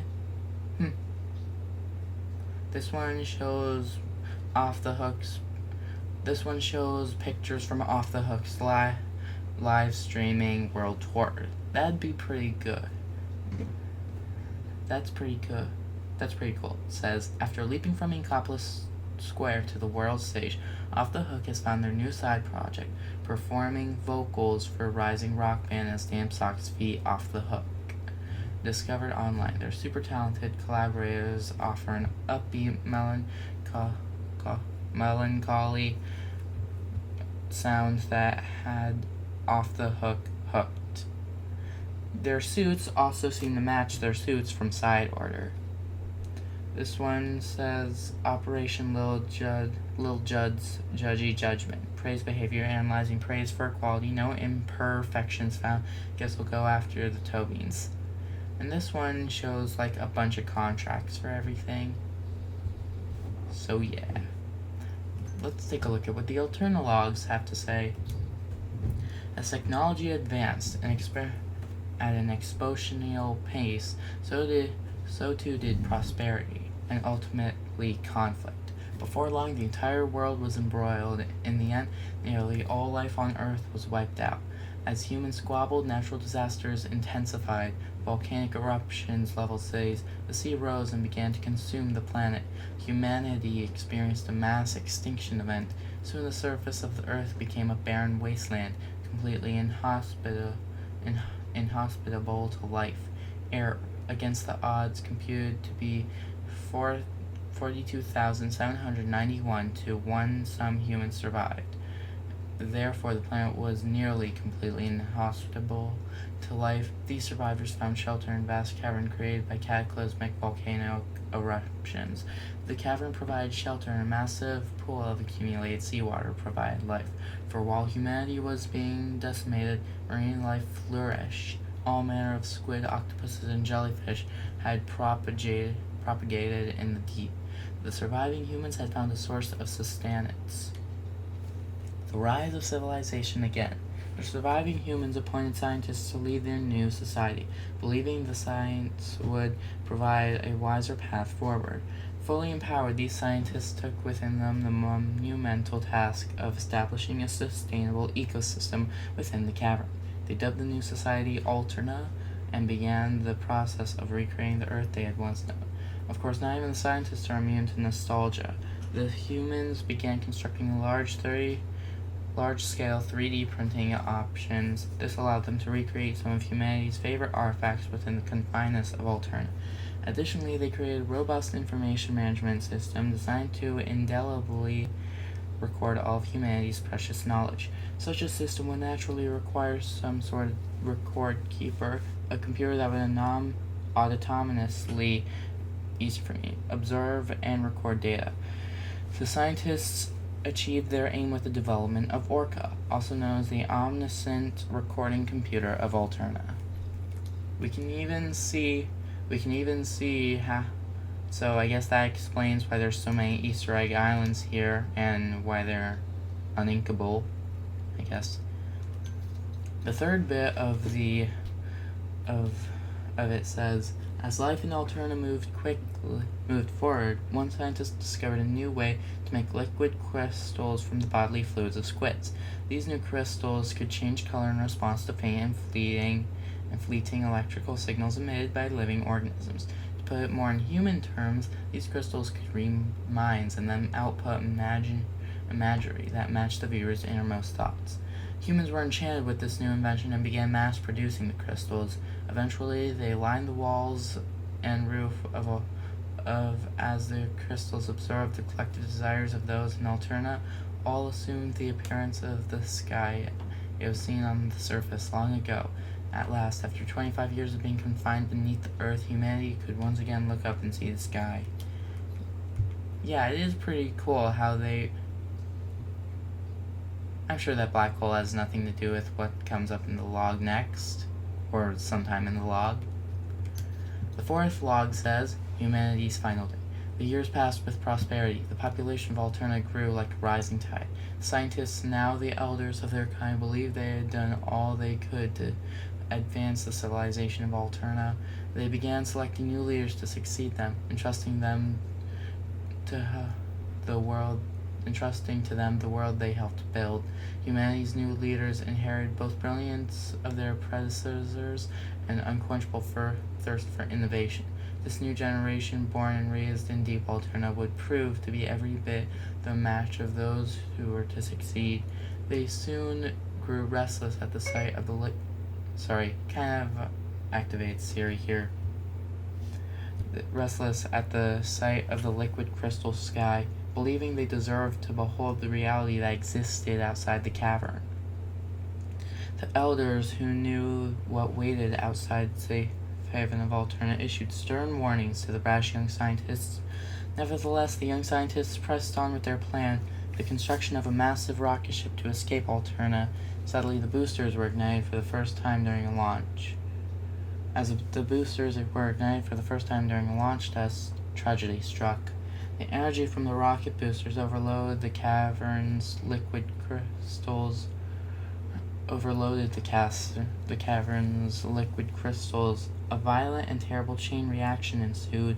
Without warning, the stone walls of the cavern began to shatter, raining debris down upon humanity. Alterna, the last civilization of once prosperous humanity, was no more, and those few who had escaped the carnage would soon follow it into death. Dark, man. Fresh intelligence awakens. As the inner walls of Alterna collapsed, thousands of tons of rocks and liquid crystal plunged into the waters below. As the crystals washed to and fro among the phantasm and jetsam of humanity's former colony, they broke into microscopic fragments. Because they had repeatedly absorbed and reflected humanity's wishes over so many years, the crystals retained those feelings. Little by little, the squids and octopuses and assorted sea creatures that thrived in the water of Alterna absorbed these crystals into their bodies. The process continued until one day the marine organisms began to feel something fresh. These fresh impulses bore a striking resemblance to humanity's passive desire to return to Earth's surface. Spurred by these impulses and whatever else may have been floating in the polluted waters, the sea creatures began to evolve rapidly. Each species developed pulmonary respiration, mobility, and other traits consistent with the land-dwelling creatures. They began to adapt. Their intelligence grew at a remarkable pace across generations. Some species even gained extraordinary camouflage capabilities. A point of no return arrived. The sea creatures of Alterna set foot on a dry land and never looked back. Like humans, they strove for the surface. Of course, survival on land was harsh, but the creatures were persistent. Soon they found out that found the tunnels that the humans used to escape the apocalypse. With their path forward now clear, these fresh fledgling beings left the ruins of Alterna behind and set their sights on the surface world. So basically what that meant was whatever that the crystals that read the humans' minds from the original squids, they still held and cooped up whatever those feelings were And as the crystals got absorbed back into marine light and marine life, soon the squids and octopuses and other marine life emerged from water onto dry land. Beings that had emerged itself from the water soon emerged from the cavern of Alterna itself. From there they flourished quickly. It wasn't long before they explored every corner of the world. The epochal event gave them significance to creator above Alterna and surrounding territories, now referred to as the Splat lands. The region would from that point on be known as the Land of Fresh Beginnings. Among the creatures that now thrive on the surface, these newly evolved beings have scattered themselves among the globe, soon gave rise to distinct cultures and unique ways of life. Out of all the species now roaming the earth, squids and octopuses soon distinguished themselves via intelligent and fresh vibes. So to speak, it wasn't long before they became the apex species of the planet. Now I must fast forward a bit. 5,000 years later, a peculiar individual was born. Soon, this squid quickly rose to fame in the Splatlands due to some unique characteristics. So apparently, through generations and generations of the squids and octopuses, apparently whatever residue, I guess I could say, was left from the crystals into the ocklings and inklings were left in one particular inkling and was now able to take humanoid form. Yes, this individual is embraced as a prophet, gifted with numerous revelations that they shared among their fellow squids. It was another turning point for squid kind. During this period, the foundations for modern cephalodon civilization were laid. That individual squid is now widely known and celebrated as the progenitor of a modern-day inkling. Now, it kind of looks like that inkling kind of looks a lot like cuttlefish, but young, like really, really young. Yeah, baby. Anyway, final part of the log EXE, the return of the mammalians. Recall for a moment the first apocalypse that devastated the human race. Those who escaped in the caverns of Alterna were not the sole survivors. There were others who escaped via a giant rocket ship, the Ark Polaris, launched in the nick of time. The ship was laden with many of Earth's species that had been placed in a cold sleep. The mission was simple: find another planet to replace Earth. Considering the circumstances of its launch, the Polaris had a smooth voyage until it reached the edge of the solar system. It was at that point that debris struck the vessel, damaging its navigation system. Debris. Now think back at what was launched into space to find other life besides Earth. That must have been the same debris that sent the Ark Polaris's navigation system wonky. The crew was able to turn the ship around and head back toward Earth, but the effort was in vain. There was not enough fuel to attempt a landing. The Ark Polaris drifted aimlessly for 10,000 years. Eons passed. The once stable orbit of the Polaris is decayed over time, until the ship found itself in the inescapable pull of Earth's gravity. Re-entry was not kind to its inhabitants. All perished, save one. Bear number 3, an experimental subject who had retained consciousness within his cold hibernation, survived. For 12,000 years he had dreamed and plotted. Fully awakened, Bear number 3 came to a terrible realization. He had not landed on a new planet at all. He was back on Earth, and yet it was not an Earth he knew. This Earth, it seemed, was dominated by sea creatures, not a single mammal to be found. Of course, of his search for even a single fellow mammal, Bear number 3 used the navigational equipment from the wreckage of the Ark Polaris to discover Alterna. It was a wasteland, of course, but a few of the liquid crystals that had once covered the walls and ceilings remained. With knowledge built during his thousands of years of dreaming, he repaired some of the Alterna's facilities and began researching the crystals. This research bore fruit when bear number 3 compounded some of the liquid crystals with his own fur. This experiment created an entirely new substance with one terrifying property: it could transform any living creature into a mammal. So I guess the crystals felt what humans and bear number 3, the grizzly bear, or Mr. Grizz as he's commonly known, and just like that, Fuzzy Ooze was created, as he called it, with Alterna's still intact rocket. For a venture, he would require the acquisition of thousands of golden eggs. They were used in the creation of the Fuzzy Ooze, although the exact details have never been recorded in my memory banks. But bear number 3 had a plan.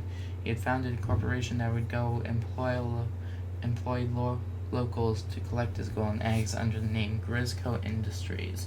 Mr. Grizz, as he was now known, would pay handsomely for them. With Fuzzy Ooze production peaking thanks to the assistance of unsuspecting inklings and unsuspecting now auklings, Mr. Grizz took the final steps to set his plan in motion. The rocket was loaded and it wouldn't be long now. So now we can jump right into the main story. We can jump right into the final story of the, yeah. So yeah. Took me a while to realize that there was a Grizzco transmitter. Anyway, Agent 3 went all Dragon Ball Z mode from the first sight in order to cut up all the Fuzzy Ooze. Captain, are you okay? You simply can't go on. You sprained a tentacle? We won't let you down. We'll go on without you. Come on, Agent 3, let's wait 1 hot minute. And out of nowhere, Deep Cut comes right in. You didn't think we were just gonna give up, did you? Tell me you didn't. Giving up is for the weak. Do we look weak? Hey, what they said. Oh, that thing? Yeah, we're done with it. It's all yours. What? You're done with it? Done with treasure? What's wrong with you? Plenty. But don't worry about that. If this pile of junk makes you happy, you can have it. This is a trick, right? You can't expect us to believe you're actually going to give us the treasure after, well, everything.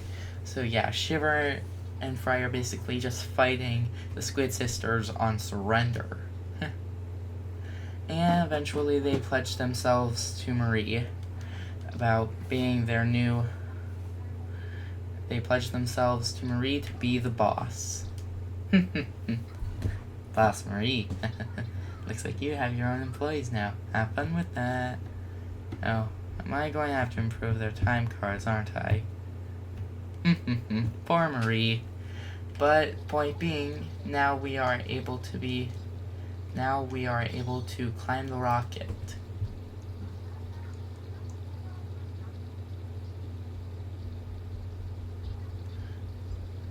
This section is kind of similar to how Octo Expansion's final part works.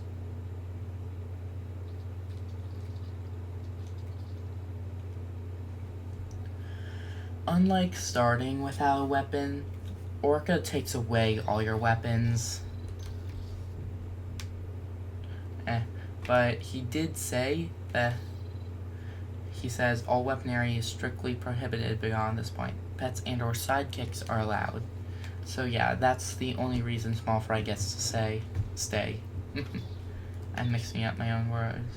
Whoa, they took everything, all of your hero gear. Oof, I mean, we didn't exactly surprise them, did we? We just charged right in. If they're setting a trap for you, I'd be doing the yay, the trapped work dance right now, but I may do it anyway. It's a fun dance. Hey, I see your gear. You should be able to get through, make it into the back. What do you think, Agent 3? You and Small Fry have... Yeah, instead of being able to play stealthy this time, you now need to work with Small Fry to get your way around.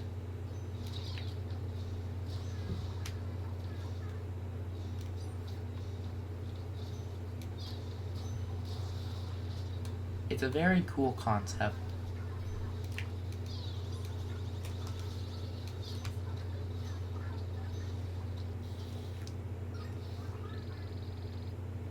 Eventually, once you make it through the first phase, you're given back your weapons. Your weapons and gear.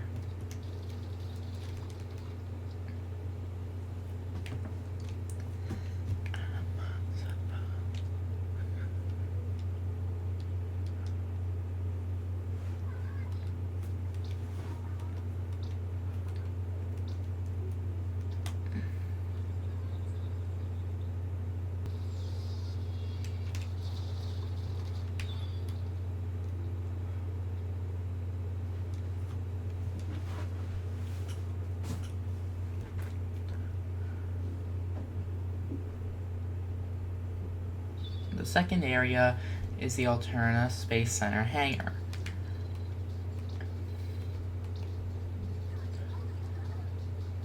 Orca tries sending a bunch of fuzzy oozed Octarians at you, but this section also allows you to spam specials half the time, so there's that.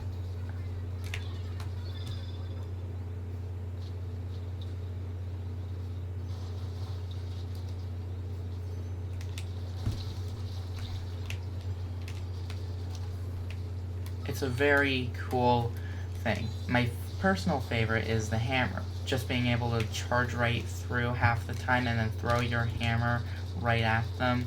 It's so cool and so funny at the same time.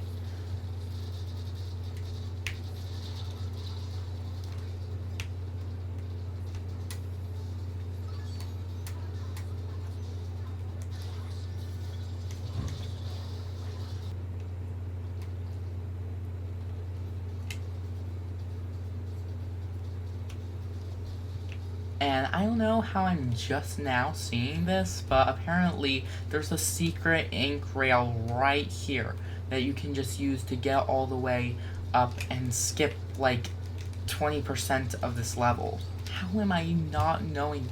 How have I not known this up until now? Between each sections.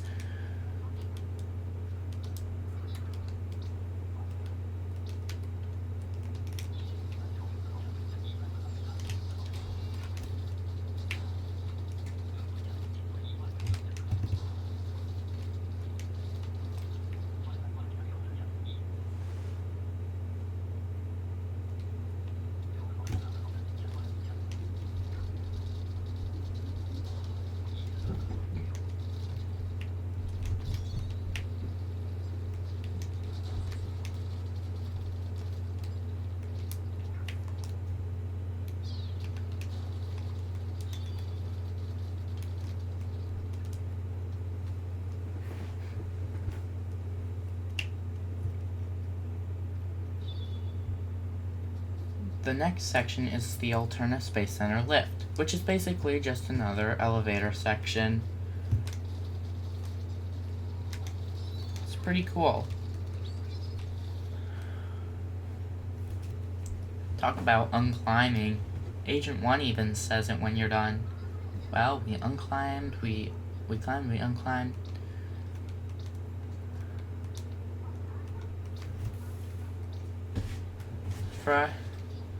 Phrynos is a rocket, a pipe that leads into the rocket, which hopefully will get them to the launch pad.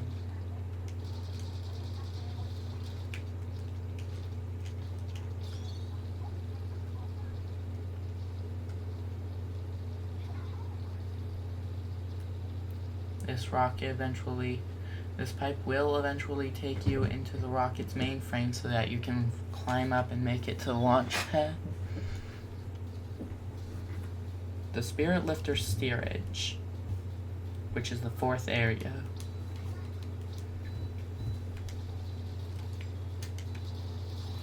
On the base of the rocket is where the supply is. The energy supply is where the energy supply is. And as usual, it's guarded by a bunch of fuzzy oozed Octarians. So yeah.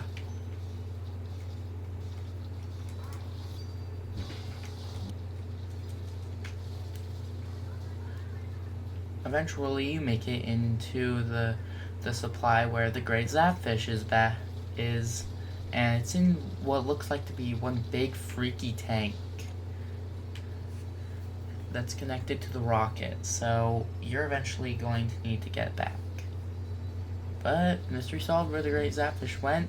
The final section is the Spirit Lifter First Class, where all the fuzzy ooze is stored. Once Mr. Grizz launches up the rocket, the area with the great zapfish disconnects and lands back in Alterna.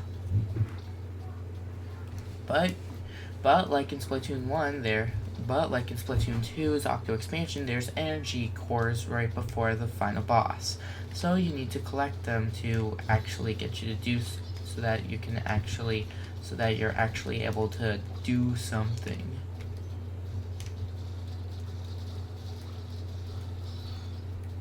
Eventually you get an infinite zip caster, which will make things significantly easier.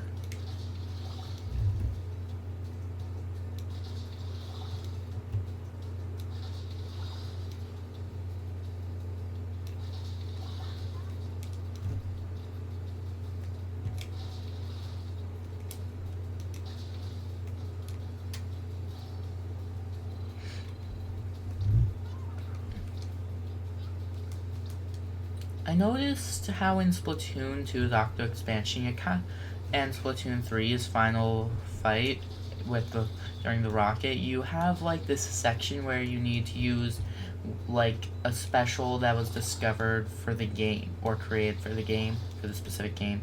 So yeah, I just wanted to say that because I feel I noticed it.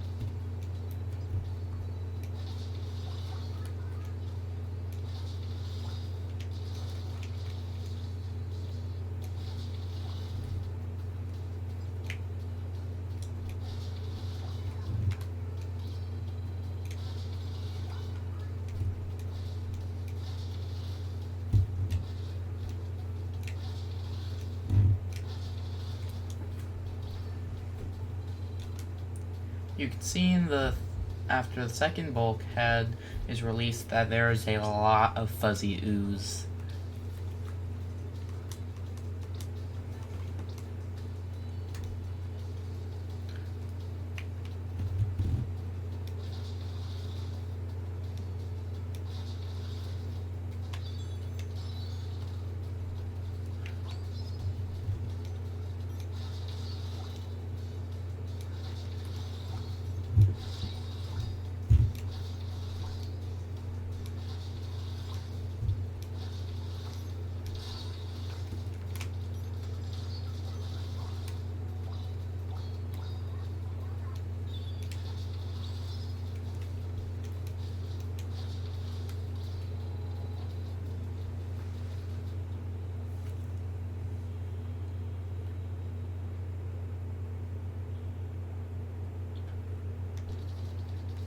After making out of the rocket, Mr. Grizz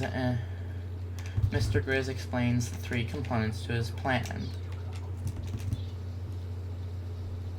the vessel, the spirit, and the wisdom of ages. Your brain, Inkhost, might be the hideous form, is the beautiful essence I need. Be my brain. This. Go on. Yeah, Cuttlefish is clearly freaking out.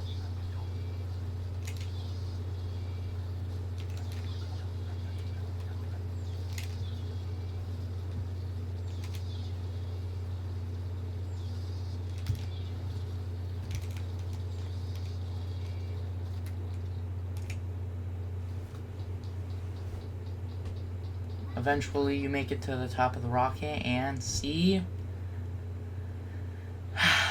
Cuttlefish has been all dried up. Jeez, talk about brutal. Yeah, as if remixing one of the agent's brain isn't bad enough, Mr. Grizz has to suck the life force out of Cuttlefish just to get his brain. The 3 pieces that were required was the electricity for the great zapfish, the golden eggs to enhance the fuzzy ooze, and apparently wisdom from Captain Cuttlefish. You can even hear numbers counting down in human language.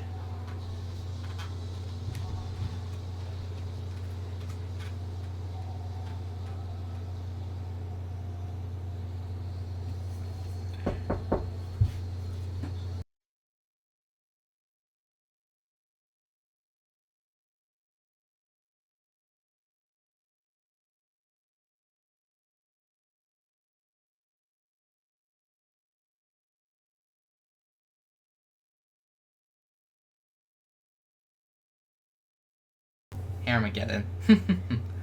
But yeah, apparently whatever hole Mr. Grizz came out of to get the rocket through, yeah, he's going through there.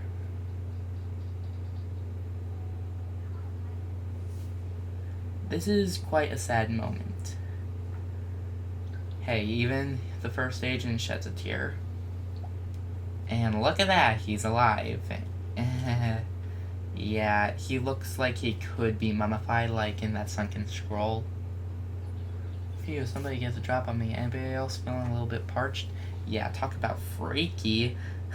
Yeah, I guess this would be kind of like what a zombie would be in Splatoon.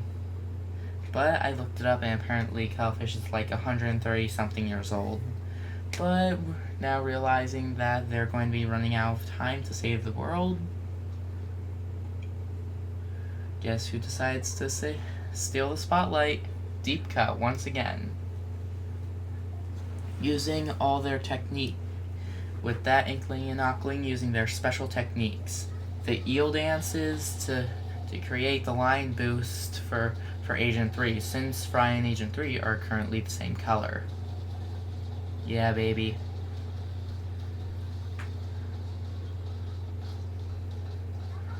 Master Mega to send him up there. And Big Man provides the protection that Agent 3 will need to survive in outer space. One of the coolest boss fights ever.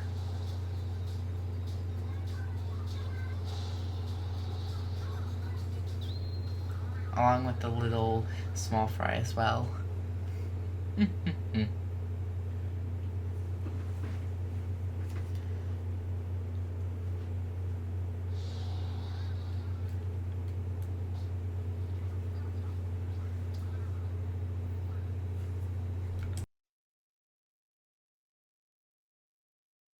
Wait, where's Mr. Grizz?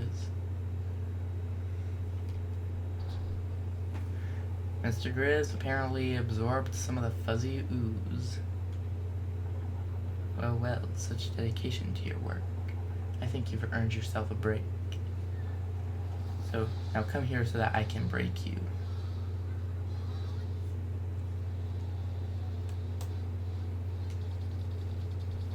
So yeah, this is a pretty cool boss fight. Mr. Grizz is able to rotate the rocket, but you use the fuzzy ooze, but you use the golden eggs from Salmon Run to get rid of the fuzzy ooze.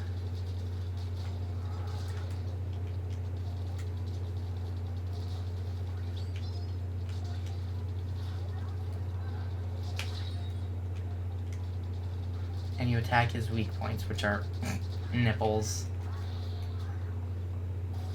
Ugh. Talk about disturbing.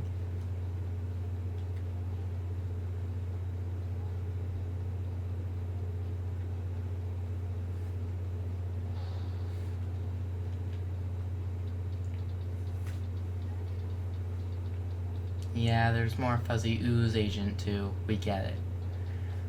But apparently, the crystals and the Fuzzy Ooze are able to help Mr. Grizz to move around at will. Talk about calm anger.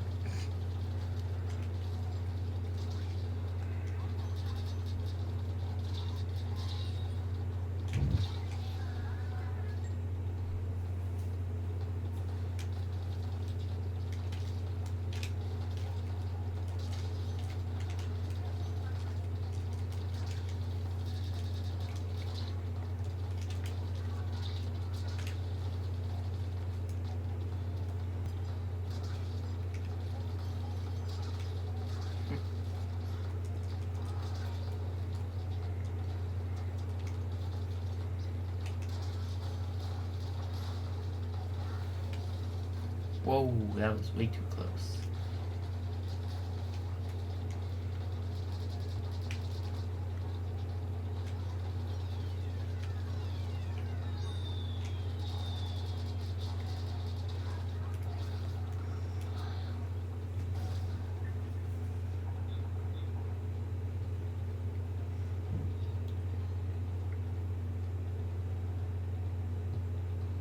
The way that Small Fry just eats every fuzzball on him is just freaky how he's completely unfazed about it.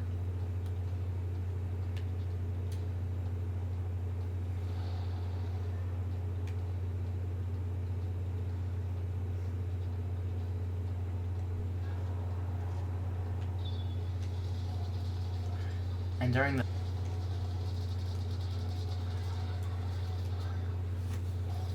definitely not as good as Octo Expansion, but definitely up there for being pretty good.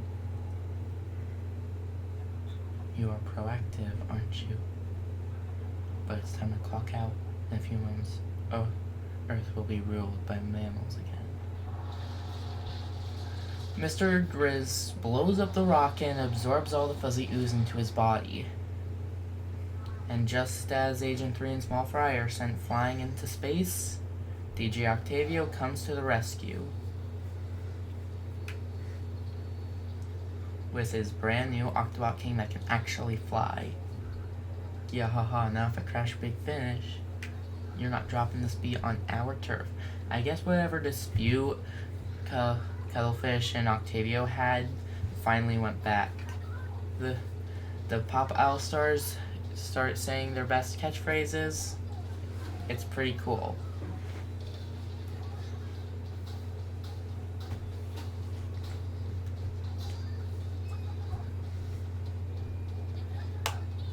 And I like how this noise really hypes up for the big calamari incantation. Except this time, instead of Spicy Calamari Incantation or the regular version, it's Calamari Incantation 3 Mix. Because this is the third version. One of my favorite songs, and definitely one of the most enjoyable. And I like how I made my Small Fries little hair a pineapple. Sorry, just had to say that.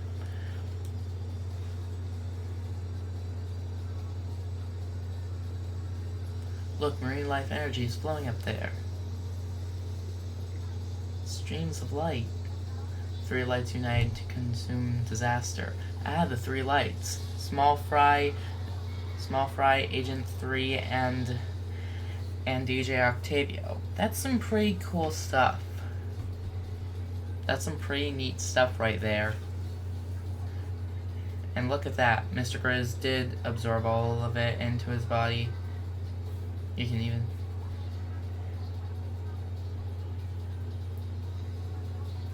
Or just quoting Captain Beck. He's trying to deliver the fuzzy ooze himself. You gotta stop him. Return of the Mammalians. You ooze, you lose. Go back to Ursa Weiner. You ready, Octavio? Yeah, pilot hatched and locked. Buzzballs meet my Inkvac. Hop in, new Agent 3. You heard him. Steer the Octobot King and vacuum up those fuzzballs. 3 minutes and 33 seconds before he slams into Earth. Hurry.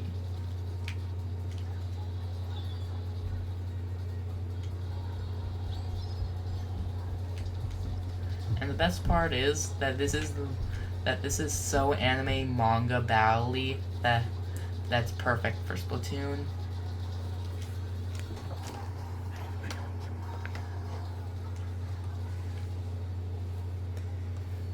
There's one on his arm, one on his front. There are a couple of obstacles like the fuzzy ooze octarians and fake fuzzballs.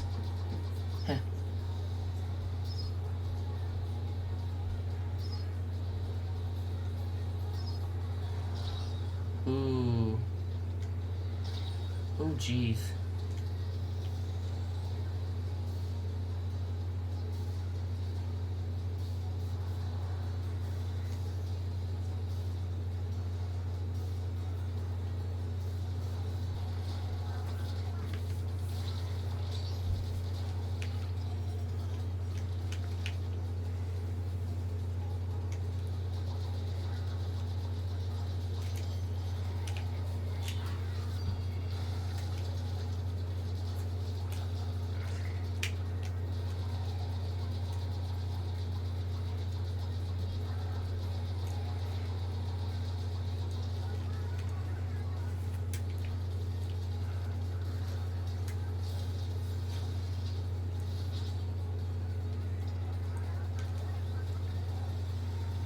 Getting ready to do this big video, I managed to complete this battle in just under a minute.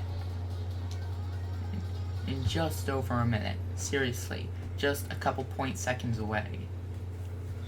But after having defeated Mr. Grizz, he seems to contemplate on his life changes. Oh man, look at him. I suppose this is it then.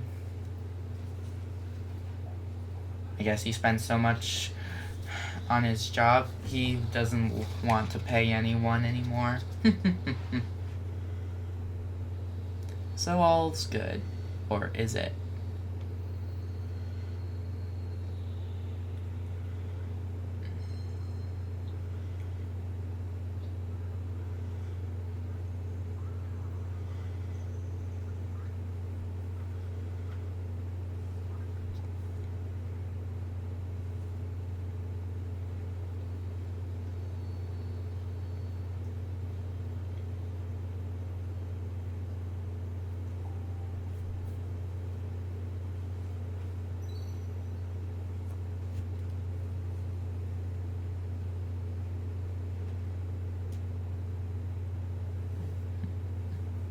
Hey, maybe I'll play a bit of side order after this.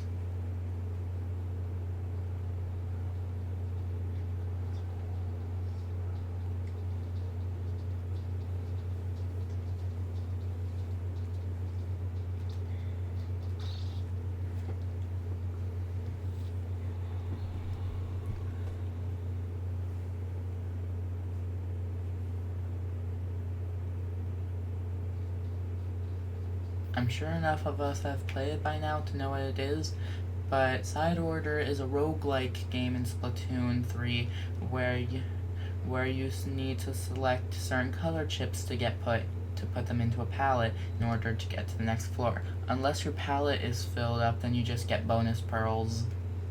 I've currently not 100% this game yet, but I do plan on it, so without further ado, let's just right into Marina's Dev Diary. This takes place 4 years ago, or at least 4 years from when Side Order got released, compared to when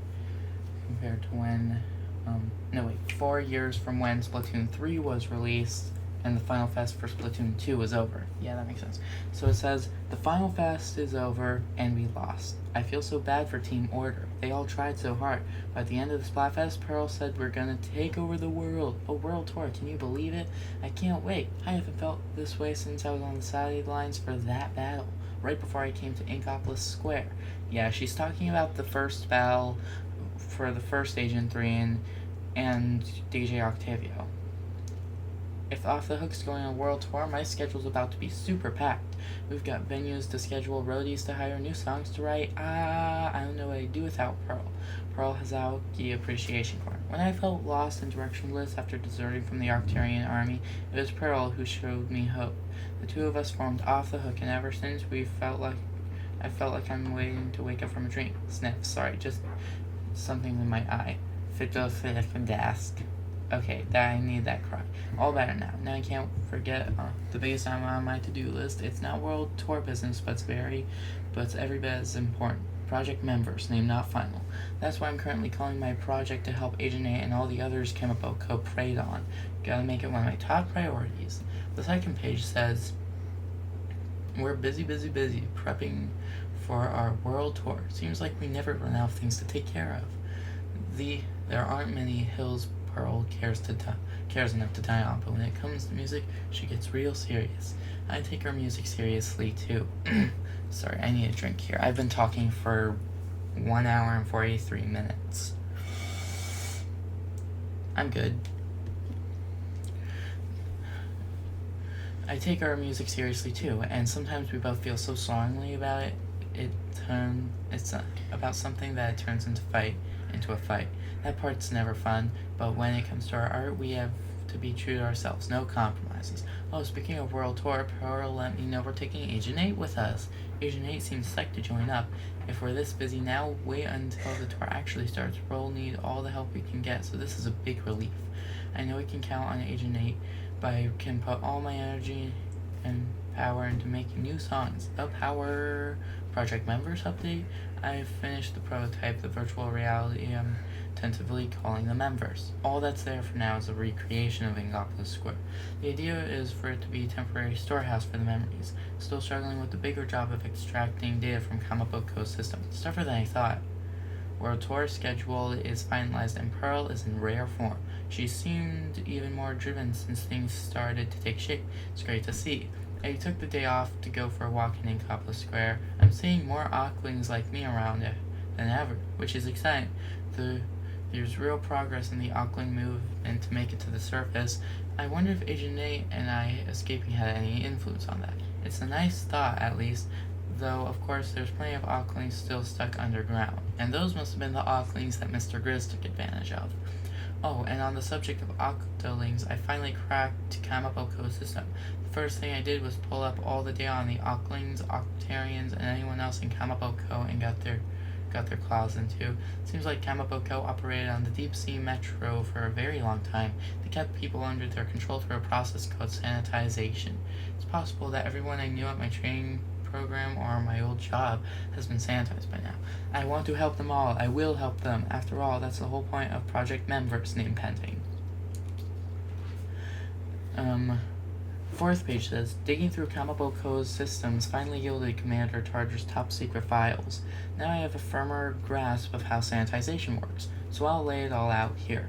Sanitization extracts the subject's thoughts and memories through and are saved as memcakes, which probably explains how Agent 8 lost his or her memories in the first place. Post-sanitization, the structure of housing the subject's soul is left as a hollow husk, and injecting dummy information into the husk enables total control of the original subject. The last two I don't think happened to Agent 8, just the memory erasing one. It confirms my theories, but I hate being right about all this. How awful, angry Ockling emoji. Could sanitization also have caused Agent 8's memory loss? The good news is there's hope. If we return the memcakes to a sanitized soul, it might reverse the process and restore the subject's self. This really lit a fire under me. Project Memversatile TK is officially launching. Cuttlefish hinted at souls once or twice. Well, it's not just Cuttlefish who hinted at souls. It's also a certain pink puffball. I can't think of it right now, but I think I made my logo off of it. I'll get to it once I get my one. I'm sure I'll remember it soon and get a video on it.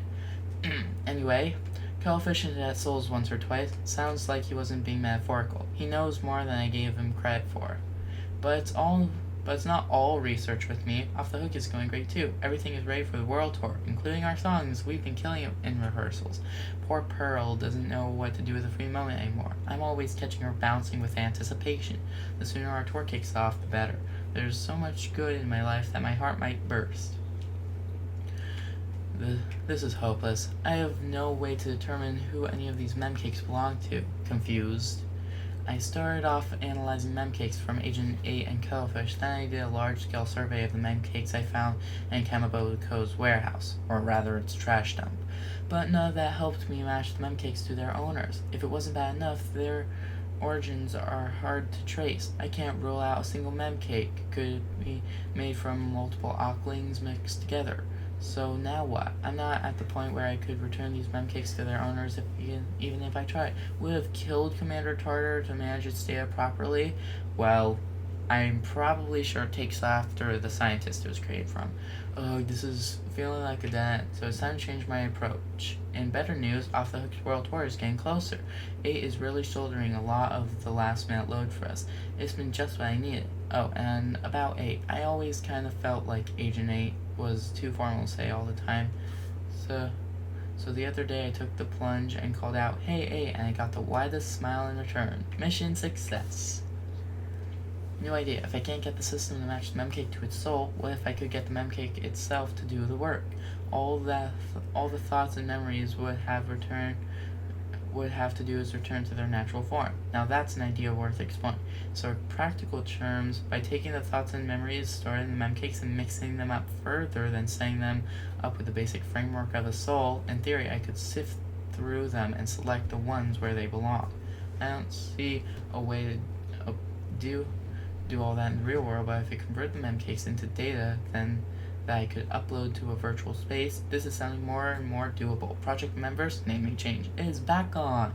I thought I'd never see the day when my Memverse virtual world I created would serve an actual purpose, though I haven't really touched it since finishing the prototype. I hope it'll do what I need it to. Memverse development notes. Secure required processing power by tapping into Kamaboko's mainframe. Using the Memverse prototype virtual world to gather memcake data for the latest world expansion. Access confirmed from within Kamaboko internal network. Set up external access via standard C Cucumber phone. To put simply, blah blah blah, science, access through phones. Access through C Cucumber branded phones. Link together memcakes with right user. User set colored chips from general memory index into a palette, basic copy of their soul, and establish a connection with compatible memories. Adversity proven effective for memory retention. Have users repeat tasks to make memories stick. Once the memories are sufficiently locked in, complete the processing. All proposed steps so far have been verified down the line. Might be going to represent steps as climbing a tower. 1 task equals 1 floor. Top floor means processing complete. If the user reaches the top floor, the experiment is a success. User's soul is restored to its original state with its own thoughts and memories.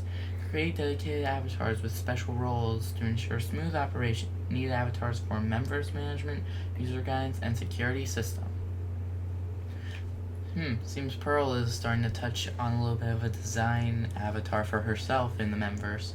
I finalized my Memverse concept and started working on it in earnest. I'll need to put some operators pretty soon. I'll handle system management myself, and I think user guides would be a great fit for Pearl. It's really truly all starting to come together. I'll put myself at the top of the tower, so Pearl has to climb to get to the user to me. Wait, should that make me like a storybook princess? Haha, now I have to do it.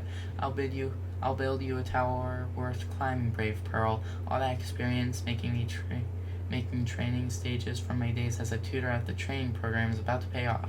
After all, I want this tower to be a good experience for the users, but I still need someone to handle system security for the members. Maybe I can ask that person Cuttlefish introduced me to help with. Now, I'm sure a couple of people who have played Side Order have probably gotten Agent 4's palette, and Marina and Pearl say that Cuttlefish introduced them to Agent 4, so I guess a couple of the agents from the Squidbeak Splatoon will be handling any hacking and stuff.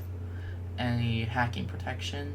And I'm hoping 8 will volunteer to be the first test subject. I better not forget about the Off the Hook World Tour. It's 2 short months away now. I'll make time for music and the members. Our world tour has started. It's a lot of work, but it's also fun. A lot of fun too. I love being Off the Hook so much. Next page. Yeah, why didn't I think I'd have time for a major project while on tour? I'm writing this way past midnight. This is venting without screaming so loud it wakes everyone up. Ah! I had an idea right before bed, so I wanted to get it down before I forgot. So I went to my computer, and the next thing I knew, hours had gone by. What am I doing? Pearl and the tour staff are relying on me. I can't tell them, sorry, no show today. I forgot to sleep. Well, we're taking a break. Once the first half of the tour is over, so maybe I can buckle down and finish this then. In fact, no maybes about. This octoling can do anything. But for now, project members, well, final title pending, is back on the burner. You know, I might not have time to do the whole thing by myself during the tour break, but that's what friends are for. I know plenty of engineers from the old days who'd jump at the chance to help. I hope so anyway. Oops, I think I see the first rays of dawn out there. I've really got to get some sleep. Good night. Yeah, she says engineers from the old days. During like one of the later fights, like 6th fight with Overlorder, once you defeat Smallest, he says that a couple of the Ocklings that worked with Marina to build the members also included some code to create order. And so yeah. And some of the Octolings are and I guess some of the Octolings are just wanting things to go back to the way they were. It's all finished. Project Members, which I've given the final title of Dramatic Days in Orderland, is ready to launch. Off the Hook's World Tour is on its midway break, so I've been putting all my energy into development. With so much time on my hands, I might have gotten carried away. I maybe took it a bit too far, but everything's looking good for me. I'll to help 8 and the other victims of Kamabo Co. get their memories back. I need to let Pearl and everyone know the good news right away. One last note so they don't forget. As I was messing around with to make sea cucumber phones a viable access to the terminal, I found a security hole. In theory, someone could exploit it and pull anyone with a sea cucumber phone into the members against their will. I need to remember to warn the phone company about this, which is how Order managed to suck in all the members of the Squidbeak Splatoon and some of the bystanders in Inkopolis and Splatsville in the day before or the members launch. Tomorrow is finally the trial launch of Dramatic Days in Orderland. 8 will be our first test subject. We've put the system through its paces, but we can't guarantee there aren't any unknown risks. But 8's more than happy to help out anyway. This means so much to me. 8 being 8, I'm sure getting to the top of the tower will be playing like on easy mode. I really hope 8's memories return. Fingers crossed. Pearl's joining us too. She doesn't seem to get what it's all about, but she's usually down for whatever. Together, the two of us will make sure 8 gets through it safe. 8 is just the beginning. If this goes well, soon all of Kamabo Co.'s victims can get themselves back and have fun while they do it. I'm so excited that I don't know if I'll have time to sleep between now and tomorrow. Okay, so we all get the idea. But I had something in my head, but I do not want to say it. I do not want to say it anymore. Okay, letters from Oct. Hey Marina, I found these old photos. Thought you might get a kick out of them. You were so talented and hardworking in those days. Me, I was always slacking off in cutting class. I got to know the inside of the instructor's office pretty well. Every lecturer was the same. You should be diligent and dedicated, like a true Octarian. I heard so many of that times it turned into white noise. I wonder how she's doing now. Let's take a look at some of the images. So down below is Marina, and the picture above, I believe, is Oct. Second one is the one with them together. Hey Marina, I think this is the only photo of us two of us together. You were recruited for an elite position in an Octavio unit after this was taken, right? I think I remember carrying that.